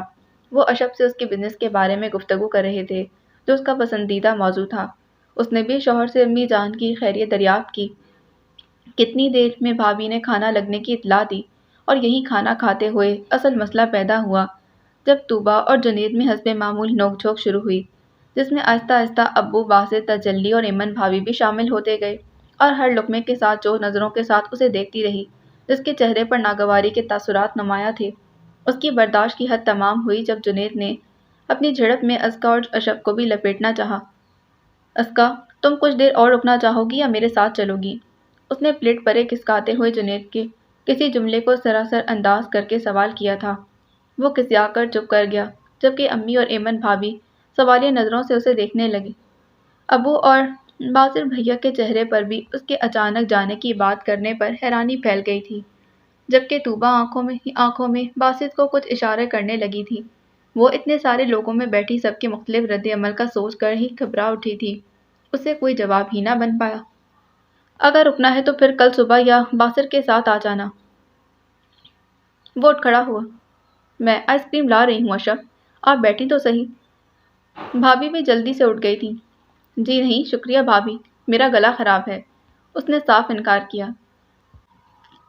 बेटा, आपने तो सही तरह से खाना भी नहीं खाया, अम्मी ने कहा। भैया और अब्बू ने भी मज़ीद रुकने के लिए इसरार किया। आंटी, मैंने खाना खा लिया है और मैं ज़रूर कुछ देर और रुकता अगर मुझे ज़रूरी काम ना होता। मेरा एक बहुत अहम नोयत का फैक्स आने वाला है जिसका मुझे अर्जेंट जवाब देना है। उसने पता नहीं सच बोला था या बहाना गढ़ा था। बहरहाल वो खुद को संभालती उठी। बस 2 मिनट प्लीज़। मैं बैग लेकर आऊँ। आप पहले कह देते तो मैं ना सिर्फ खुद तैयार रहती बल्कि खाना भी जल्द लगवा लेती। उसके साथ जाने पर अशफ के चेहरे से कुछ तनाव कम हुआ। कार की फ्रंट सीट की पुश से टेक लगाए وہ مسلسل سوچ رہی تھی کہ آخر وہ کیا سوچ کر یہاں آئی تھی، بلکہ وہ یہاں آئی ہی کیوں تھی۔ ان 2 دنوں میں نہ وہ خود خوش رہی نہ ہی کسی کو کر سکی تھی، اور اب جاتے جاتے بھی وہ گھر بھر کو ایک موضوع دے گئی تھی جس پر وہ گھنٹوں بحث کرتے رہیں گے۔ اس کا دل یہ سوچ کر سہما جا رہا تھا کہ اشرف نہ جانے کتنے دن تک اس بات کا ماتم کرتا رہے گا کہ بیوی کے کہنے پر سوچے سمجھے بغیر سسرال یاترا کے لیے چل پڑا۔ اس کے خاندان کی بد لحاظی اور بد تہذیبی کے قصیدے پڑھے جائیں گے، آئے گئے کا احترام نہ کرنے پر افسوس کا اظہار کیا جائے گا، اور شاید اسے وحشت ہونے لگی آنے والے وقت کی تلخی کو سوچ سوچ کر۔ وہ فطرتاً خوش باش رہنے والی صلح جو سی لڑکی تھی، اتنی ٹینشن میں رہنا اس کے لیے دشوار ترین امر تھا، لیکن اس کی حساس طبیعت کسی نہ کسی طرح بات کو لے کر افسردہ ہو ہی جاتی تھی کہ اب ہمیشہ افسردگی کی اس ٹھنڈی چھاؤں کی بغل میں ہی دن گزارنے پڑیں گے۔ اس نے دل سے سوال کیا تھا۔ جب جواب میں دل زور سے دھڑک کر سکڑ گیا۔ اس نے ایک نظر اشرف کو دیکھا۔ وہ لب بھیجے خاموشی کے ساتھ ڈرائیونگ کر رہا تھا۔ ساون کی سوندھی سوندھی سی رات تھی۔ کیمپس کی نہر کے ساتھ بنی خوبصورت سڑک پر اس وقت کار سبک رفتاری سے چل رہی تھی۔ شام کی موسلا دھار بارش نے سڑکیں دھو کر جیسے چمکا دی تھی۔ تارکول کی سیاہ چمکتی ہوئی سڑک پر دو طرف لگے قد آور درختوں کے سائے عجیب ہیبت ناک سے لگ رہے تھے۔ لاہور شہر رات کے اس پہر پورے آب و تاب کے ساتھ زندہ تھا۔ صرف اس حصے میں ٹریفک کا زور کم تھا۔ اے سی آف کرنے کے بعد اس نے اپنی طرف کا شیشہ نیچے سرکایا تھا۔ تازہ فضا میں چند گہرے گہرے سانس لیتے اسکا نے طبیعت کا بوجھل پن دور کرنا چاہا۔ ڈیک آن کرتے ہوئے ایک ناز کے ساتھ گردن موڑ کر اسے دیکھا۔ آس پاس منی بیگم کی آواز پھیل کر اس تنہائی میں ذرا سا ارتعاش پیدا کرنے لگی۔ مجھے یاد کیا؟ وہ چونک پڑا۔ غور سے اس کے چہرے کی طرف دیکھا جہاں یکسر مختلف تاثرات تھے۔ شانے اچکا کر کہنے لگا، تم کون سا مہینہ بھر رہنے گئی تھی جو یاد کرنے کی نوبت آتی؟ اگرچہ جواب خاصا حوصلہ شکن تھا لیکن اس نے ہمت نہ ہاری۔ اچھا، اس نے جتاتے ہوئے لہجے میں کہا، تو آپ کو یاد آنے کے لیے مجھے مہینہ بھر غائب رہنا پڑے گا۔ پھر تو میری یہ حسرت ہی رہے گی کہ اتنے دن آپ سے دور رہنے کے بعد یہ دیکھنے کے قابل ہی کہاں رہوں گی کہ آپ نے مجھے یاد کیا یا نہیں۔ اگرچہ اس میں کچھ ایسا جھوٹ یا مبالغہ بھی نہ تھا، اس کے بغیر وہ کہاں اتنے دن رہ سکتی تھی۔ لاکھ ستم گر سہی مگر تھا تو محبوب۔ ہاں البتہ یہ بات بے موقع ضرور تھی۔ اس کا احساس اشرف کو بھی تھا۔ ایسے ہی ہلکا پھلکا سا ہو کر کہنے لگا، میں تو سمجھ رہا تھا تم ناراض ہو رہی ہوگی میرے اچانک جانے کے فیصلے پر۔ تمہیں محفل چھوڑ کر اٹھنا پڑا۔ اس کے کریدتے انداز پر بے نیازی کا مظاہرہ کرتی اسکا نے کہا، ناراضگی کیسی؟ میں نے خود ہی تو فون کر کے آپ کو کہا تھا کہ آپ مجھے لینے آ جائیں۔ اس نے یوں ظاہر کیا جیسے اس کی خفگی اسے محسوس ہی نہ ہوئی ہو۔ وہ کچھ کہنا چاہتا تھا لیکن خاموش ہو گیا، اور وہ یہی چاہتی تھی۔ اس بات کو ختم کرنے کے ارادے سے لگاوٹ کا یہ مظاہرہ کیا تھا۔ اب یہ امر اس کے لیے کتنا دشوار تھا یہ تو وہی جانتی تھی، لیکن اس نے اپنی انا پرست فطرت سے یہ کہتے ہوئے رعایت مانگی تھی کہ کم از کم شوہر کے آگے ذرا سا معاملہ سنبھال لینے میں کوئی مذائقہ نہیں۔ گاڑی عربین ڈیلائٹس کے آگے رکی تو اس نے سوالیہ نظروں سے اسے دیکھا۔ تم نے آئس کریم نہیں کھائی؟ میں نے سوچا کہ گلہ نہ رہ جائے۔ آرڈر دیتے ہوئے اس نے توجہ پیش کی تو اسکا مشکل سے اپنی ہنسی ضبط کر پائی تھی۔ واہ صاح، پیار بھی جتائیں تو الزام دے کر۔ ایک بار مسکرا دو، ایک بار مسکرا دو۔ منی بیگم نے تو نہ جانے کس سے فرمائش کی تھی، لیکن وہ جذبے لٹاتی نظروں کے ساتھ ایک پیار بھری مسکان کی آس لیے اسے تکنے لگی۔ اسے اپنے چہرے پر اس کی نظروں کی تپش محسوس تو ہو رہی تھی لیکن بے نیاز بنا ڈرائیو کرتا رہا۔ گیت ختم ہوا تو ریوائنڈ کر کے پھر سے لگا دیا، ایک بار مسکرا دو۔ اب کے زچ ہو کر اشرف نے اسے گھوڑا۔ اس کی شرارت محسوس کر کے وہ ٹھٹکا۔ اسکا نے ہولے سے سرگوشی کی، بس ایک بار۔ اس کی آنکھوں میں تبسم تیرتا نظر آیا۔ ڈارک براؤن مونچھوں تلے بھرے بھرے ہونٹوں پر مسکراہٹ پھیلنے کو تھی کہ اس نے سختی سے لب بھینچ کر کار کی سپیڈ بڑھا دی۔ اسکا کے اعصاب ڈھیلے پڑ گئے۔ وہ جتنی کوشش کر سکتی تھی کر چکی تھی، بلکہ اب اسے غصہ آنے لگا تھا خود پر۔ کیا ضرورت تھی مجھے خود کو اس قدر گرانے کی؟ اور سر چڑھ جائیں گے۔ حضرت کے بیوی تو دل و جان سے فدا ہے، عاشق ہے پوری، جو مرضی آئے کرتے رہو۔ مگر وہ مسکراہٹ، آنکھوں سے لبوں تک آتا وہ ہلکا سا تبسم، وہ بھلا نہ سکی تھی۔ کیا بات ہے اس کا؟ تم کچھ روز سے الجھی الجھی نظر آ رہی ہو۔ امی جان نے بڑے ہی پیار سے پوچھا۔ ایسی تو کوئی بات نہیں امی، آپ کو وہم ہوا ہے۔ وہم تو نہیں ہوا، ہاں اگر تم بتانا نہ چاہو تو وہ دوسری بات ہے۔ امی کی اس بات پر وہ جذبوز ہو کر رہ گئی۔ جب سے تم اپنی امی کے گھر رہ کر آئی ہو میں دیکھ رہی ہوں تمہارا چہرہ اترا ہوا ہے اور اشب سے بھی کھچی کھچی سی ہو۔ کسی بات پر کوئی جھگڑا ہو گیا ہے کیا؟ جھگڑا کیا ہونا ہے امی جان، بس میں تھک گئی ہوں، ہمت ہارنے لگی ہوں۔ میں نے سوچا تھا محبت اپنی جگہ بنا لیتی ہے، لیکن اسے اپنے بے ساختہ پن کے جواب میں اس کا نظریں چرانا پھر سے یاد آ گیا تھا اور وہ بجھ گئی۔ اس رات کے بعد اس نے اشب کو متوجہ کرنے کی کوئی کوشش نہ کی تھی۔ وہ حقیقتاً اس کے رویے سے سخت مایوس ہوئی تھی۔ بیٹا مجھے بتاؤ جاں، اگر اشب سے کوئی شکایت ہے، اس کی غلطی ہوئی تو میں خوب کان کھینچوں گی اس کے۔ میری اتنی اچھی بیٹی کو ناراض کیوں کیا؟ امی جان نے پیار سے لاڈ سے بہلا کر اسے بولنے پر آمادہ کر لیا۔ میں نہیں جانتی وہ ایسا کیوں کرتے ہیں۔ انہیں ان سب کا ہنسنا بولنا مذاق کرنا سب کچھ برا لگتا ہے، اونچا پن لگتا ہے۔ میں اپنے بہن بھائیوں سے کٹ کر تو نہیں رہ سکتی، اور ظاہر ہے میرے حوالے سے اشب کا بھی ان سے ملنا رہے گا، تو کیا ساری عمر میں اس طرح دل بوجھل کیے پھروں گی؟ ان سے ملاقات کے بعد ساری بات انہیں بتانے کے بعد وہ سوال کر رہی تھی۔ انہوں نے اس کی بات غور سے سنی تھی۔ آپ ہی بتائیے امی جان، ان کا طرز عمل درست ہے یا غلط؟ اگر وہ میرے میکے والوں سے گھلنا ملنا نہیں چاہتے تو یہ ان کی مرضی ہے۔ ٹھیک ہے بعض مردوں کی ایسی عادت ہوتی ہے، لیکن اس کا مطلب یہ تو نہیں کہ وہ اپنے اصول دوسروں پر ہی لاگو کریں۔ میرے بہنوئی جنید بھائی کی خوش مزاجی پر انہیں اعتراض ہے، ہر وقت ان کی بے تکلفی پر تنقید کرتے رہتے ہیں۔ وہ یہ کیوں بھول جاتے ہیں کہ جنید بھائی میرے تایا زاد ہیں، ہم لوگ ایک ساتھ کئی سال گزار چکے ہیں، بچپن سے اکٹھے ہیں، ظاہر ہے وہ گھر میں ایک جگہ بنا چکے ہیں۔ ان کا ہمارا رشتہ محض سالی بہنوئی والا تو نہیں، پھر انہیں میری بہنوں کی ہر عادت میں کیڑے نکالنے کا خبط ہے، اور تو اور وہ میرے سامنے ہی میرے ابو اور امی کی تربیت پر کڑی تنقید کرتے ہیں، اسے بھی نہیں چوکتے۔ کیا یہ سب برداشت کرنا میرے لیے کوئی آسان بات ہے؟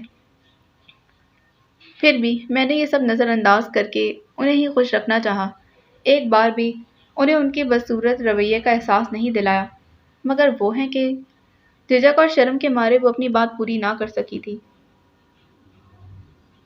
وہ کہنا تو یہ چاہتی تھی کہ آپ کا بیٹا ایسا پتھر ہے جس پر میری محبت کی پھوار بھی شگاف نہ ڈال سکی۔ مجھے خدشہ تو تھا کہ اشب یہ سارے رنگ ڈھنگ کبھی نہ کبھی ضرور اپنائے گا، لیکن یہ امید نہ تھی کہ تمہاری جیسی ہیرا بیوی پانے کے بعد بھی اس کی طبیعت کی تلخی دور نہ ہوگی۔ میں نے تو بڑی چھان پھٹک کے بعد تمہارا انتخاب کیا تھا، نہ صرف تم بلکہ تمہارا پورا گھرانہ ہی مجھے بڑا بھلا لگا تھا، ہنستا مسکراتا صاف دل کا۔ میں نے سوچا تھا میرے بیٹے کے دل میں بھی کلیاں چٹکنے لگیں گی، لیکن بیتے برسوں نے جو زہر اس کے اندر بھر دیا ہے، شاید اتنی جلدی اس کا اثر زائل نہ ہو سکے۔ کیسا زہر؟ وہ چونکی۔ اب تم سے کیا چھپانا بیٹی، آج تم اپنا دکھ درد مجھ سے بیان کر رہی ہو تو یہ اس کا 10% حصہ بھی نہیں جو کچھ میں نے جھیلا۔ میں ایک درمیانے درجے کی ایماندار سرکاری ملازم کی بیٹی تھی، ہمارا کل اثاثہ شرافت اور تعلیم ہی تھا۔ ایسے میں جب میں بیاہ کر لمبی چوڑی سسرال گئی تو وہاں کے رنگ ڈھنگ دیکھ کر بوکھلا گئی تھی، اور بوکھلا کر تو وہ سبھی رہ گئے تھے جب ان چٹے ان پڑھ لوگوں کے درمیان ایک بی ایڈ بہو آ گئی تھی۔ میرے شوہر تو تعلیم یافتہ تھے، لیکن خاندانی جہالت ان کی رگوں میں گردش کر رہی تھی۔ وہ ان مردوں میں سے تھے جن کی ڈوریاں ان کی ماؤں بہنوں کی انگلیوں میں پھنسی ہوتی ہے، اور ان کی مائیں بہنیں وہ میری تعلیم، میرے سگڑاپے اور میرے طور طریقوں سے خائف تھیں۔ اب لمبے قصے کیا سناؤں، بس اتنا کافی ہے کہ ہر ممکن طریقے سے انہوں نے مجھے دبانے کی کوشش کی تاکہ میں ان پر حاوی نہ ہو جاؤں، میرا سلیقہ ان کے اجڑ پن کو اور نمایاں نہ کر دے، اس لیے انہوں نے مجھے کبھی ابھرنے نہ دیا۔ سسرال میں گزارے 18 سال میرے لیے کسی پردیس میں، کسی اجنبی سرزمین میں ڈھیر سارے ناشناساؤں کے درمیان گزرے تکلیف دہ سال تھے۔ سونے پر سہاگا، اس عرصے میں ان کا کاروبار خوب چمکا تھا۔ دولت کی ریل پیل ہو گئی، جہالت اور دولت جب یکجا ہو جائیں تو بڑی تکلیف دہ چیز بن جاتی ہے۔ وہ پہلے ہی ناقابل برداشت تھے اور بھی اذیت دینے لگے۔ میرے ہنسنے بولنے ہر چیز پر پابندی تھی۔ میرے شوہر نے بہنوں کو ہر طرح کی آزادی اور سہولت دے رکھی تھی، کیونکہ ان کے نزدیک وہ معصوم تھیں، جبکہ میں کالج کا منہ دیکھ چکی تھی، کتابیں پڑھ چکی تھی، میرے بگڑنے کا اندیشہ زیادہ تھا، اس لیے کڑی پابندیاں صرف میرے لیے ہی تھیں۔ اتنے بڑے سارے کنبے کی ہر ذمہ داری اکیلی مجھ پر تھی۔ کیونکہ بقول میری ساس کے میں تیز گھرانے کے نئے زمانے کی لڑکی تھی اور دولت کی فراوانی مجھے خطرناک بنا سکتی تھی۔ مجھے سر اٹھانے کی فرصت نہ تھی۔ بچے کیا پالتی، ادھر ادھر دادی اور پھوپھیوں کے ہاتھوں میں پلتے رہے، انہی کے خیالات کے بیج ذہن میں بوتے رہے۔ مجھے اس گھر سے آزادی یوں ہی نہیں ملی تھی اس کا۔ ان کا گلا رن گیا، بدلے میں مجھے اپنی بیٹی کی قربانی دینا پڑی۔ میری بڑی نند نے جب شبانہ کا رشتہ مانگا تو وہ بس 17 سال کی تھی۔ اس نے میٹرک میں بڑے اچھے نمبر لیے تھے۔ میں اسے آگے پڑھانا چاہتی تھی، لیکن سارا خاندان ایک طرف ہو گیا اور میں اکیلی۔ میری پہلے کسی سے کب میری پہلے کسی نے کب سنی تھی جو اب کوئی سنتا۔ باپ نے بڑے مان سے اکلوتی بہن کو اپنی بیٹی دے دی تھی اور یہ مان ٹوٹا، ان کے جینے کی ڈوری بھی ٹوٹ گئی۔ میں اس گھر سے نکل کر بھی جیسے اسی سزا میں ہوں۔ سگی پھوپھی کا گھر شبانہ کے لیے وہی پردیس ثابت ہوا جو اس کی ماں کے لیے تھا۔ حامد نے وہی رنگ ڈھنگ اپنا لیے جو اس کے خاندان کے مردوں کا وتیرہ ہے، اور اشب بھی کسی غیر خاندان کا تو نہیں، ان کی رگوں میں بھی باپ دادا کا خون ہے۔ گھٹی میں وہی عادات پڑی ہیں، فرق صرف یہ پڑا کہ ان کی بری عادات کو تمیز کرنے میں ان کی ماؤں کا بڑا ہاتھ رہا، جبکہ اشب کی خصلت پروان چڑھانے میں اس کی ماں اور بہن سے کی گئی زیادتیوں نے اہم کردار ادا کیا۔ جیسا ڈرا سہما اس کا بچپن گزرا ہے، وہ اب کسی کو ہنستے بولتے دیکھ ہی نہیں سکتا۔ خوش باش گھرانہ اس کے جذبہ حسد کو ہوا دیتا ہے۔ اس کی ماں سدا باپ کی ٹھوکروں کی زد میں رہی، بہن کو بہنوئی جوتی کی نوک پر رکھتا ہے۔ پھر کیوں کوئی اور عورت سکھ اٹھائے، چاہے وہ اس کی اپنی بیوی ہی کیوں نہ ہو؟ بس یہی سوچ اسے برباد کر رہی ہے۔ شبانہ کے برتاؤ میں جو تلخی ہے اس کا سبب بھی اس کے ذاتی گھریلو حالات ہیں، ورنہ وہ دل کی بری نہیں بیٹا۔ میں مانتی ہوں کبھی کبھی وہ تمہارے ساتھ زیادتی کر جاتی ہے، لیکن اس کی وجہ صرف یہی ہوتی ہے کہ اپنے گھر میں وہ اتنی جلی بھنی آتی ہے، تمہیں میرے ساتھ ہنستے بستے دیکھنا اسے اور مشتعل کر دیتا ہے۔ یہ کیا بات ہوئی امی جان، اس سارے میں بھلا میرا کیا قصور نکلتا ہے؟ ٹھیک ہے، آپ نے ایک مشکل دور گزارا اور آپ کے ساتھ کی گئی زیادتیوں کا اشب نے ایک بیٹے کی حیثیت سے بہت اثر لیا، لیکن اس کا مطلب یہ تو نہیں کہ وہ ان سب کا بدلہ مجھ سے لیں۔ اور شبانہ بجیا کے سسرال والوں کا رویہ اگر ان کے ساتھ برا ہے تو کیا یہ ضروری ہے کہ وہ اپنے میکے میں اپنی ماں اور بھابھی کے درمیان بھی ایسے ہی تعلقات دیکھنا چاہتی؟ اس نے امی جان کی بات تو سن لی تھی اور اسے حقیقتاً خاصا افسوس بھی ہوا ان کی ماضی کی تلخ یادوں کا ذکر جان کر، لیکن یہ اس کی سمجھ سے باہر تھا کہ ان تمام حقائق کے پس منظر میں بجیا اور اشب اپنے رویے میں حق بجانب کیسے ٹھہرائے جا سکتے ہیں۔ ہوتا ہے بیٹا، کبھی کبھی ایسا بھی ہوتا ہے، زندگی بڑا کچھ سکھاتی ہے، اچھا بھی اور برا بھی۔ یہ تو لینے والے پر منحصر ہے کہ وہ زندگی کے کس تلخ واقعے کا کیا اثر لیتا ہے، اچھا یا برا۔ میری تربیت میں کوئی کمی رہ گئی تھی، نہ ہی میری اولاد کی فطرت میں کوئی کھوٹ ہے۔ یہ تو سب ماحول کا اثر ہے میری بیٹی۔ جو کچھ یہ میرے ساتھ ہوتا دیکھتے آئے ہیں، سمجھتے ہیں وہی سب لوٹا دینے میں ہی حساب برابر ہوگا۔ اسکا بہت کچھ کہنا چاہتی تھی اور بہت کچھ کہہ بھی سکتی تھی، لیکن چپ رہی۔ اس نے لبوں پر مہر لگاتے ہوئے اس لا حاصل بحث کو سمیٹ تو دیا، لیکن اپنے دل اور دماغ میں ابھرتے سوالوں پر بند نہ باندھ سکی۔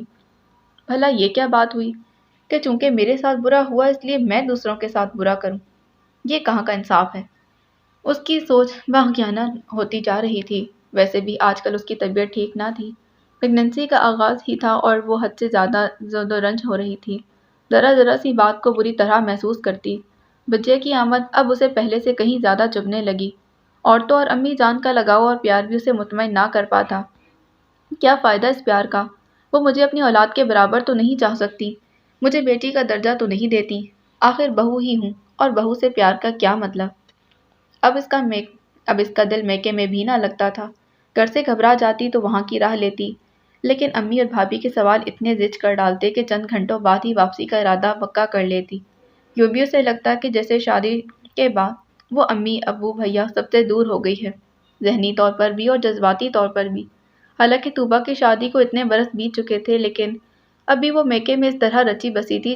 شاید اس کی وجہ جنید تھا، جس نے اپنے ماں باپ اور ساس سسر میں کبھی فرق نہ سمجھا تھا۔ اس دن بھی بجیا کو گئے ابھی دو روز ہی ہوئے تھے کہ ان کا فون آ گیا۔ رمشا کی 5ویں برتھ ڈے تھی، سب کو آنے کی دعوت دی گئی۔ وہ چڑ گئی۔ بجیا کے گھر جانے کا پچھلا کوئی واقعہ خوشگوار نہ تھا۔ شادی کے بعد جب وہ پہلی بار گئی تو چائے کے ساتھ بس معمول کی چیزیں رکھ دی گئی تھیں، بسکٹ نیمکو وغیرہ۔ वो नई दुल्हन होने के नाते जिस पजीराई की तवक्का कर रही थी वो उसे ना मिली। बजिया ने सट से अंदाज में उसका तारुफ अपनी नंदों और देवरानियों से करवाया और रुकने पर रस्मी सा इसरार भी ना किया। दूसरी बार वो मिलाद पर गई। बजिया अपनी ससुराली अजीज खवातीन के इर्द गिर्द ही घूमती रही। उसे एक बार भी ना पूछा। तब भी वो हर्ट हुई थी, बल्कि उसे सख्त बेइज्जती महसूस हुई। तीसरी बार आखिरी रोजे की शाम को ईदी देने गई थी। बजिया ने अपनी नंदों के लिए इफ्तार पार्टी का इंतजाम किया था और उन्हें फिक्र थी कि अशब और असका जल्द अज जल्द सामान देकर चलते बने। उस दिन तो उसकी अशब से हल्की फुल्की झड़प भी हुई थी और उसने आइंदा उनके घर ना जाने का ऐलान भी कर दिया था। अब फिर से इतने लोगों के दरमियान उसे तमाशा बनना मंजूर नहीं था। वो ना तो माँ के शयाने शान इस्तकबाल करती, ना ही भाई और भावज को लिफ्ट देती थी, और भाई हैं कि इज्जत नफ्स नाम को ही नहीं। बावजूद बहन के बुलाने पर और भाई हैं कि इज्जत नफ्स नाम को भी नहीं, बहन के बुलाने पर भागे चले जाते। सारी एकड़फों और रोब दाब बस बीवी और ससुराल के लिए है। बेहद तनफ्फुर से उसने सोचा और बजिया की बेटी की बर्थडे पार्टी गोल करने का इरादा करते अम्मी के घर के नंबर बश करने लगी थी। हेलो, हेलो बासित, मैं अस्का बोल रही हूँ। आहा, अस्का आपी, आपने कैसे खुद फ़ोन कर लिया? मुझे अम्मी से ज़रूरी बात करनी थी, प्लीज़ ज़रा जल्दी बुला दो। अम्मी तो पड़ोस में गई हैं, शायद नुसरत आंटी की तरफ। आप होल्ड करेंगी तो मैं बस 1-2 मिनट में बुला लाता हूँ, या फिर आप कुछ देर बात कर लीजिए। उसने चंद लम्हे सोचा, फिर सहूलत से फ़ोन नज़दीक करके सोफे पर बैठते हुए कहा, मैं होल्ड करती हूँ, तुम बुला लाओ। भाग कर जाना मेरे भाई। जनाब, मैं यूं गया और यूं आया। वो रिसीवर कान से लगाए टेबल पर पड़े अखबार की वक्त गिरदानी करने लगी। अभी चंद सेकंड ही गुजरे थे कि किसी के तेज तेज बोलने की आवाज़ उभरी। वो पल में पहचान गई कि ये तूबा ही थी। ओफो, जब भी जाने का प्रोग्राम बनाओ ये मोहतरमा पहले से मौजूद होती हैं। अब तो मैं कोई बहाना भी बनाऊं तो शब नहीं मानेंगे। वो तो यही समझेंगे कि तूबा की वजह से मैं मैके जाने के लिए मचल रही हूँ, जबकि मैंने सोचा था अम्मी से कहकर फ़ोन करवाऊंगी कि आज मुझे चेकअप के लिए उन्होंने डॉक्टर की तरफ लेकर जाना है। आराम से बात बन जाती, लेकिन तूबा के पहले से मौजूदगी से वो खटक जाएंगी। इतना तो चिढ़ते हैं उससे और जुनैद से। वो सारे प्रोग्राम को गारत जाते देख अफसोस से सर हिला रही थी। शायद चुपके से रिसीवर रख देती अगर तूबा का जुमला उसे चौंका ना देता। और सुनाओ तजल्ली, वो तुम्हारे नई नई सड़ियल बनी आपी आई या नहीं? इशारा यकीनन उसकी तरफ था। उसने कान खड़े कर लिए। शुक्र है इस हफ्ते आमद नहीं शुक्र है इस हफ्ते आमद नहीं हुई। तजल्ली की बेदार सी आवाज़ सुनकर भी वो यकीन ना कर पाई कि ये वही उसकी मुन्नी सी बहन है जो कभी आपी आपी कहते पीछे फिरती थी। वो मजीद कह रही थी, अल्लाह आपी, आप आती हैं तो कितना मज़ा आता है। खूब गपशप करते हैं, मूवी देखते हैं, आउटिंग के लिए जाते हैं। और एक अज़का आपी हैं, वो आए तो हमारे बने बनाए प्रोग्राम भी ठुस हो जाते हैं।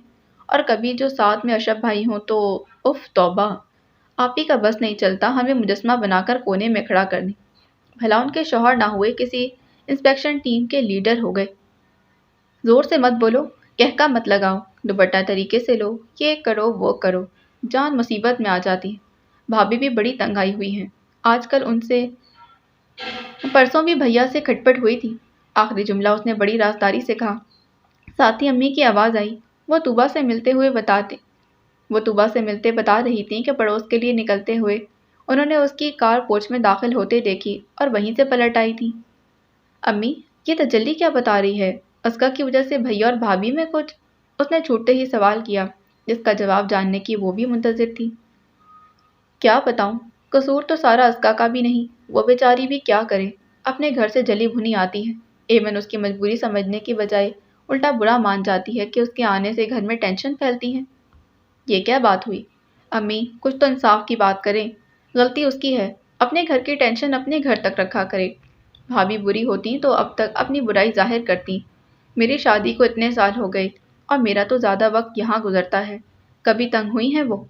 और क्यों होती? हंसते हंसते आते हैं हम, और बगैर किसी पर बोझ बने कोई शिकायत का मौका दिए हंसते हंसते ही वापस चले जाते हैं। इसका तो जब मुंह देखो सूजा रहता है। एक तो मियाँ भी अकड़ू है, खुद भी ऐसी हो गई है। कैसे समझाऊं उसे? चलो, मैं तो माँ हूँ, वो पराई है। लाख अच्छी सही, रिश्ता तो भावज का है, कितना सह सकती है।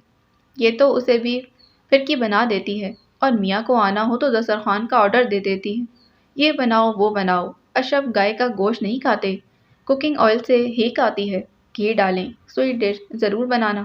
شوربے والا سالن انہیں پسند نہیں، اور زیادہ غصہ اسے تب آتا ہے جب میاں کے آنے پر اس کے بچوں کو کمرے تک محدود کر دیتی ہے۔ بچے شرارتیں تو کرتے ہی ہیں نا، انہیں ان کے گھر میں ہی قید کر دینا کوئی عقل مندی کی بات تو نہیں۔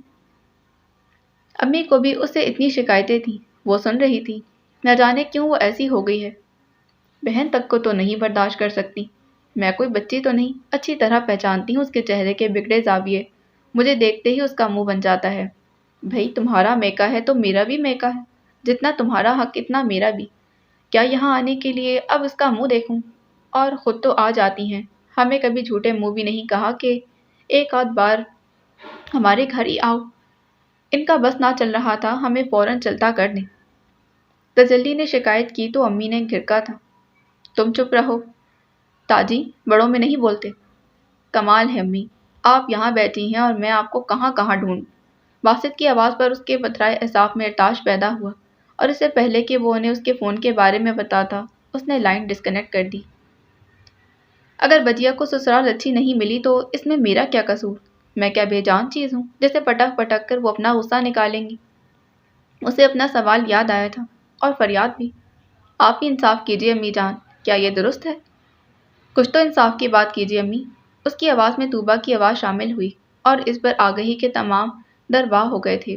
ادراک کا یہ لمحہ اس کی سوچ کے تمام زاویے بدل گیا تھا۔ لاشعوری طور پر وہ ان تمام رویوں کی مرتکب ہوئی تھی جس کی وجہ سے وہ ہمیشہ بجیا سے شاکی رہی۔ اب اسے اپنے گھر میں بھائی اور بھاوت کی پذیرائی کرنے سے اجتناب کی وجہ سمجھ آ گئی تھی۔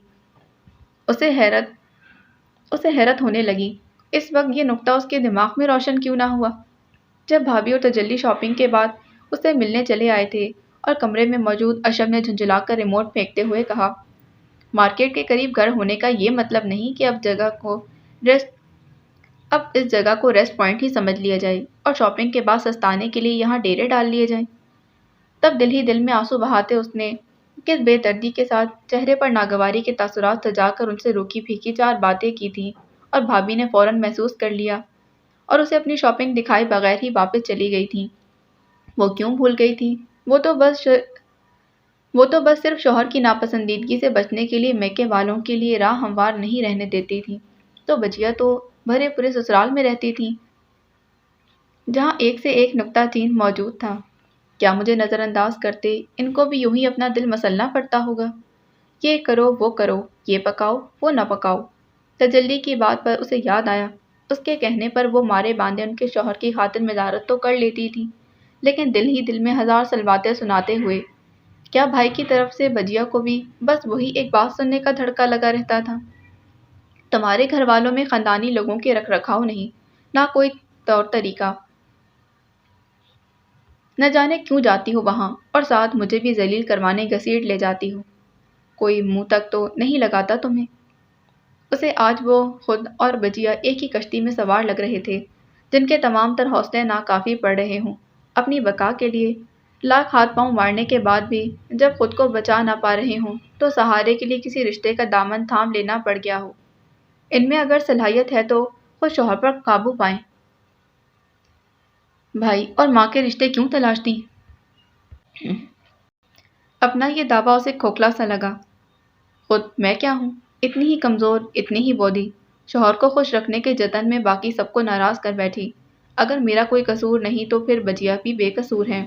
اگر میں حق بجانب ہوں تو وہ بھی، اور اگر وہ خود کو اپنی گھرستی کو بچانے کی خاطر میرا استحصال کر رہی ہیں تو پھر غلط تو میں بھی ہوں۔ مجھے کم از کم کوئی ایک غلطی تو سدھارنی ہے۔ اس نے ارادہ کیا، مجھے بغیر کسی سہارے کے، کسی کے کندھے پر چڑھے بغیر محض اپنے بلبوتے پر اپنا مقام بنانا ہے، اور ایسا میں صرف اپنے لیے نہیں کروں گی، اور شاید اشب کو بھی بدل دوں۔ اسے آنکھوں سے سرک کر لبوں کے گوشوں میں سمٹتی وہ مسکراہٹ یاد تھی، نرم مسکراہٹ جو شاید رستہ بھول گئی تھی۔ میں اس مسکراہٹ کا ہاتھ تھام کر اسے پھر سے اس جگہ سجا دوں گی جہاں ابھرنے کا وہ راستہ ڈھونڈتی پھرتی۔ اشب اپنا والیٹ لینے کمرے میں داخل ہوا، حسب عادت دروازہ کھولتے ہی بولنا شروع ہو گیا، ہری اپ، پہلے ہی دیر ہو گئی، راستے میں کیک اور مٹھائی وغیرہ بھی لینا ہے۔ تمہاری تیاری اس قدر طویل؟ उस पर नज़र पड़ते ही वो सब भूल गया। शादी के अव्वली चंद दिनों में वो उसी तरह तैयार होती थी, लेकिन आजकल तो उस पर ये रूप वैसे भी टूटकर बरस रहा था। अम्मी कहती थीं कि बड़ी बख्तावर होती हैं वो औरतें, जिस मरहले में जिनके चेहरे पर चाँद सितारे उतर आते हैं। आज तो उसकी सजदर ही निराली थी। शिफॉन के कुर्ता दुपट्टे पर सिल्वर नाजुक सी सिल्वर बेलें बनी हुई थी। जदीद तराश की सादा शलवार और बगैर हील के सिल्वर सैंडल। लंबे बाल खूबसूरत स्टाइल में संवारे हुए थे। चेहरे के तरफ में कुछ लटें यूं ही छोड़ दी गई थी। हीरे की लौंग और भारी झुमके चेहरे को जगमगा रहे थे, वरना मेकअप तो लाइट सा ही था। क्या देख रहे हैं आप? नजरें चुराते उसने एक आवारा लट को पीछे किया था। चूड़ियों की मदर चनकार बिखर गई। कुछ नहीं, मैं तो बस। वो तुमने पहले साड़ी निकाली थी। जी, लेकिन अम्मी का कहना है इस हालत में साड़ी पहनना मुनासिब नहीं। पाँव में अटकने का डर लगता है। वैसे भी साड़ी के साथ हाई हील अच्छी लगती है, जब से जिससे पहले से पाबंदी है। चलो अच्छी बात है, नॉट बैड। वो उसे निकलने का इशारा करते हुए बाहर चल पड़ा था। दरवाज़ा ठक से बंद हुआ। वो मुस्कुरा दी थी। बस कुछ देर और, ज़रा सी देर और। कितनी देर तक दरवाजे बंद रखोगे? मैं दस्तक नहीं दूंगी अशब, बस मेरी चाप सुनकर ही तुम ये दरवाज़ा खोल दोगे। और वो दिन दूर नहीं। आंचल दुरुस्त करती वो उसके पीछे निकल आई थी।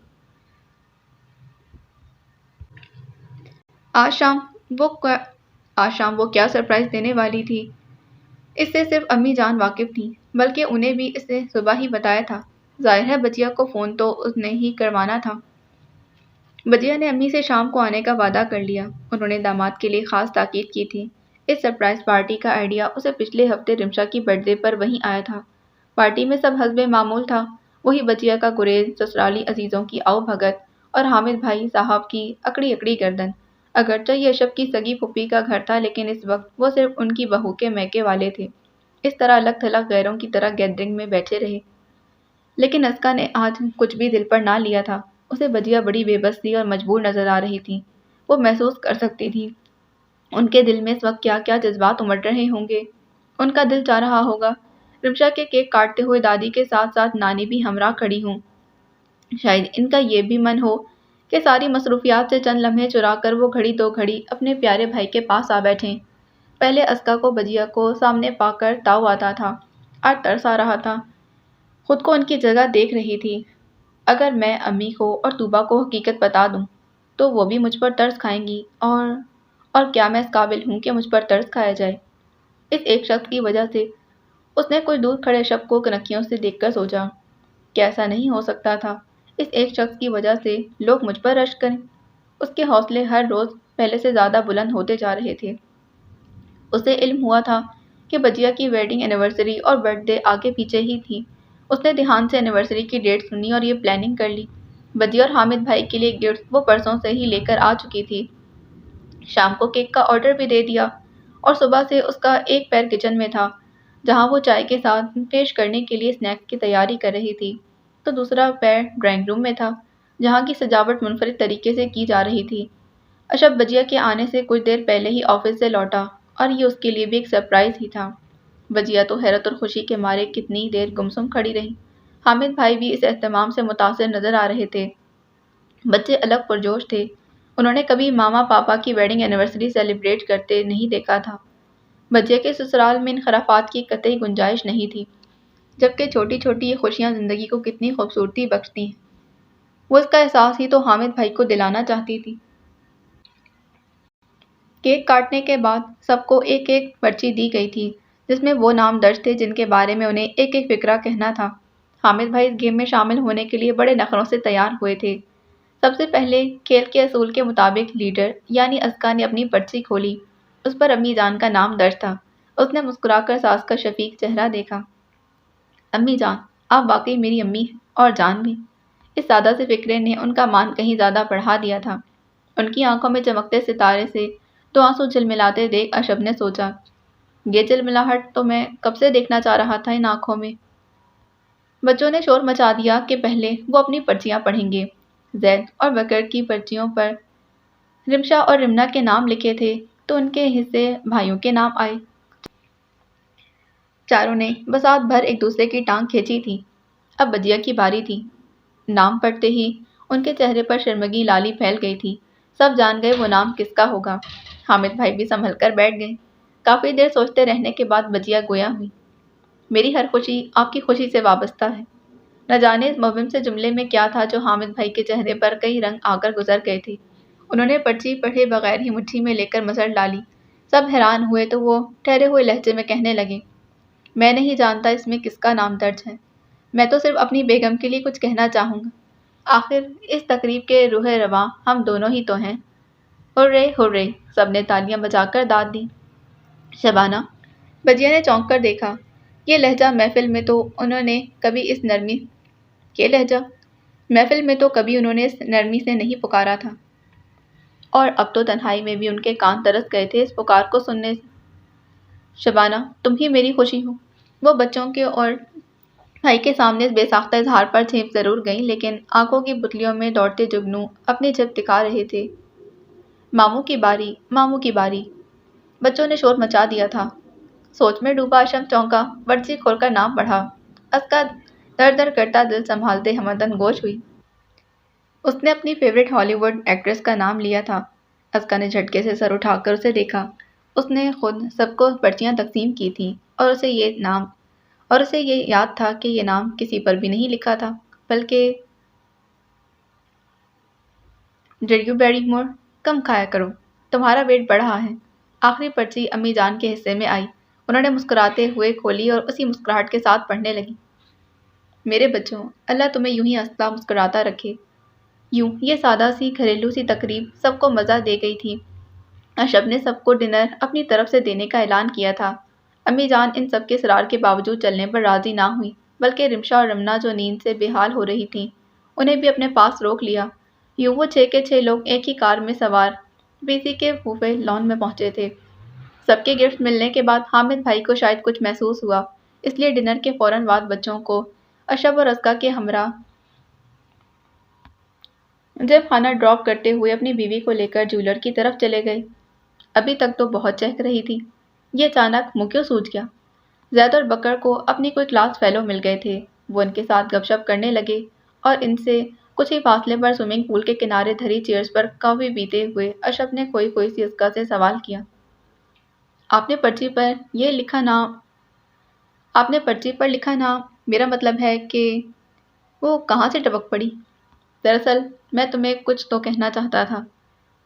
وہ نہ تو ایک ہی فکرے میں سما سکتا ہے، اور وہ مسکرایا، نہ ہی سب کے سامنے کہنا مناسب۔ وہ لب کچلنے لگی۔ بتا دوں؟ اس کی طرف سے کوئی جواب نہ ملنے کے باوجود وہ کہنے لگا، اسکا، تم واقعی اسکا ہو، عمدہ، نفیس، سب سے بہترین۔ میرے نزدیک دنیا کی کوئی چیز اب تم سے زیادہ اچھی نہیں، اور تم سے زیادہ اہم بھی نہیں۔ ہماری شادی کو چند ماہ بعد 1 سال پورا ہونے والا ہے، اور مجھے لگتا ہے جیسے ابھی اس ایک پل میں تم سے محبت میں گرفتار ہوا ہوں، اور جانتی ہو یہ احساس مجھے گزرے کئی پلوں میں ہوا، اور میں چاہتا ہوں کہ مجھے ہر پل یہ احساس ہو جیسے ابھی وہ ان خوبصورت لفظوں کے جذب میں ڈوبی جا رہی تھی کہ سنبھل گئی۔ نہیں اشب، یہ محبت نہیں، یہ اظہار تشکر ہے۔ آپ اپنی بجیا کے لیے جو کچھ سوچتے تھے، جو کچھ کرنا چاہتے تھے، وہ میں نے کر دکھایا، اور اس کے صدقے آپ۔ اس کی آواز بھرا گئی تھی۔ اس نے ڈبڈبائی نظریں اٹھا کر سامنے دم بخود بیٹھے اشب کو دیکھا۔ میں کسی سہارے کے بغیر آپ کو پانا چاہتی تھی۔ میں نہیں چاہتی تھی کہ جیسے حامد بھائی کو میں نے احساس دلایا کہ ان کی اصل اور سچی خوشی کس سے وابستہ ہے، ایسے ہی کوئی آ کر آپ کو اور آپ کے دل میں میری جگہ اور اہمیت کا احساس دلائے۔ بجیا کے لیے ایسا کرنا ضروری تھا، کیونکہ اس کے سوا اور کوئی چارہ بھی نہیں تھا۔ اب بہت دیر ہو چکی تھی۔ آپ نے ان کے ساتھ کچھ اچھا نہیں کیا، نہ آپ نے اور نہ امی جان نے۔ اشب کچھ کہنا چاہتا تھا، لیکن اس نے ہاتھ اٹھا کر روک دیا۔ مجھے کہنے دیجیے پلیز۔ عورت کی عزت اس میں نہیں کہ اس کے میکے والے اس کے شوہر کیا بھگت کریں، سر آنکھوں میں بچھائیں، اور تب کہیں جا کر مرد کے دل میں اس عورت کی جگہ بن سکے۔ کیوں ایک مرد اپنی بیوی کو صرف بیوی کی حیثیت سے نہیں دیکھتا؟ ایک بیوی ہونے کے ناطے وہ اپنے فرائض ادا کر رہی ہے، اس کے بچوں کی اچھی تربیت کر رہی ہے، اس کی غمگسار وفادار ہے۔ کیا یہ سب کافی نہیں؟ کیا یہ ضروری ہے کہ بیوی کا پورا میکا ہی مرد کے حسب منشا ہو، اس کی مرضی کے مطابق چلے؟ آپ لوگ حامد بھائی کے تمام نخرے سہ کر جائز ناجائز فرمائشیں مان کر سمجھتے ہیں کہ بجیا کی قدر بڑھ جائے گی۔ آپ کا یہ خیال بھی غلط ہے۔ کہ اس عام سی پارٹی نے حامد بھائی کو سرتاپا بدل دیا۔ ہاں، عمر کے اس مرحلے پر آ کر ازدواجی زندگی کے گزرے کئی برسوں نے انہیں کچھ سوچنے پر مجبور ضرور کر دیا ہے۔ میں نے صرف موقع تلاشا ہے، ایک بہانہ فراہم کیا ہے۔ میں نہیں چاہتی تھی کہ ایک موقع، ایک بہانہ آپ کو میرے قریب لائے۔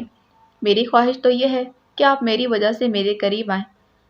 اس کی ساری بات سن کر اشرف نے ایک ٹھنڈی سانس بھری اور اس کے جھکے جھکے سر کو دیکھ کر کہنے لگا، اچھی لڑکی، تم اتنی اچھی اور صاف دل کی ہو۔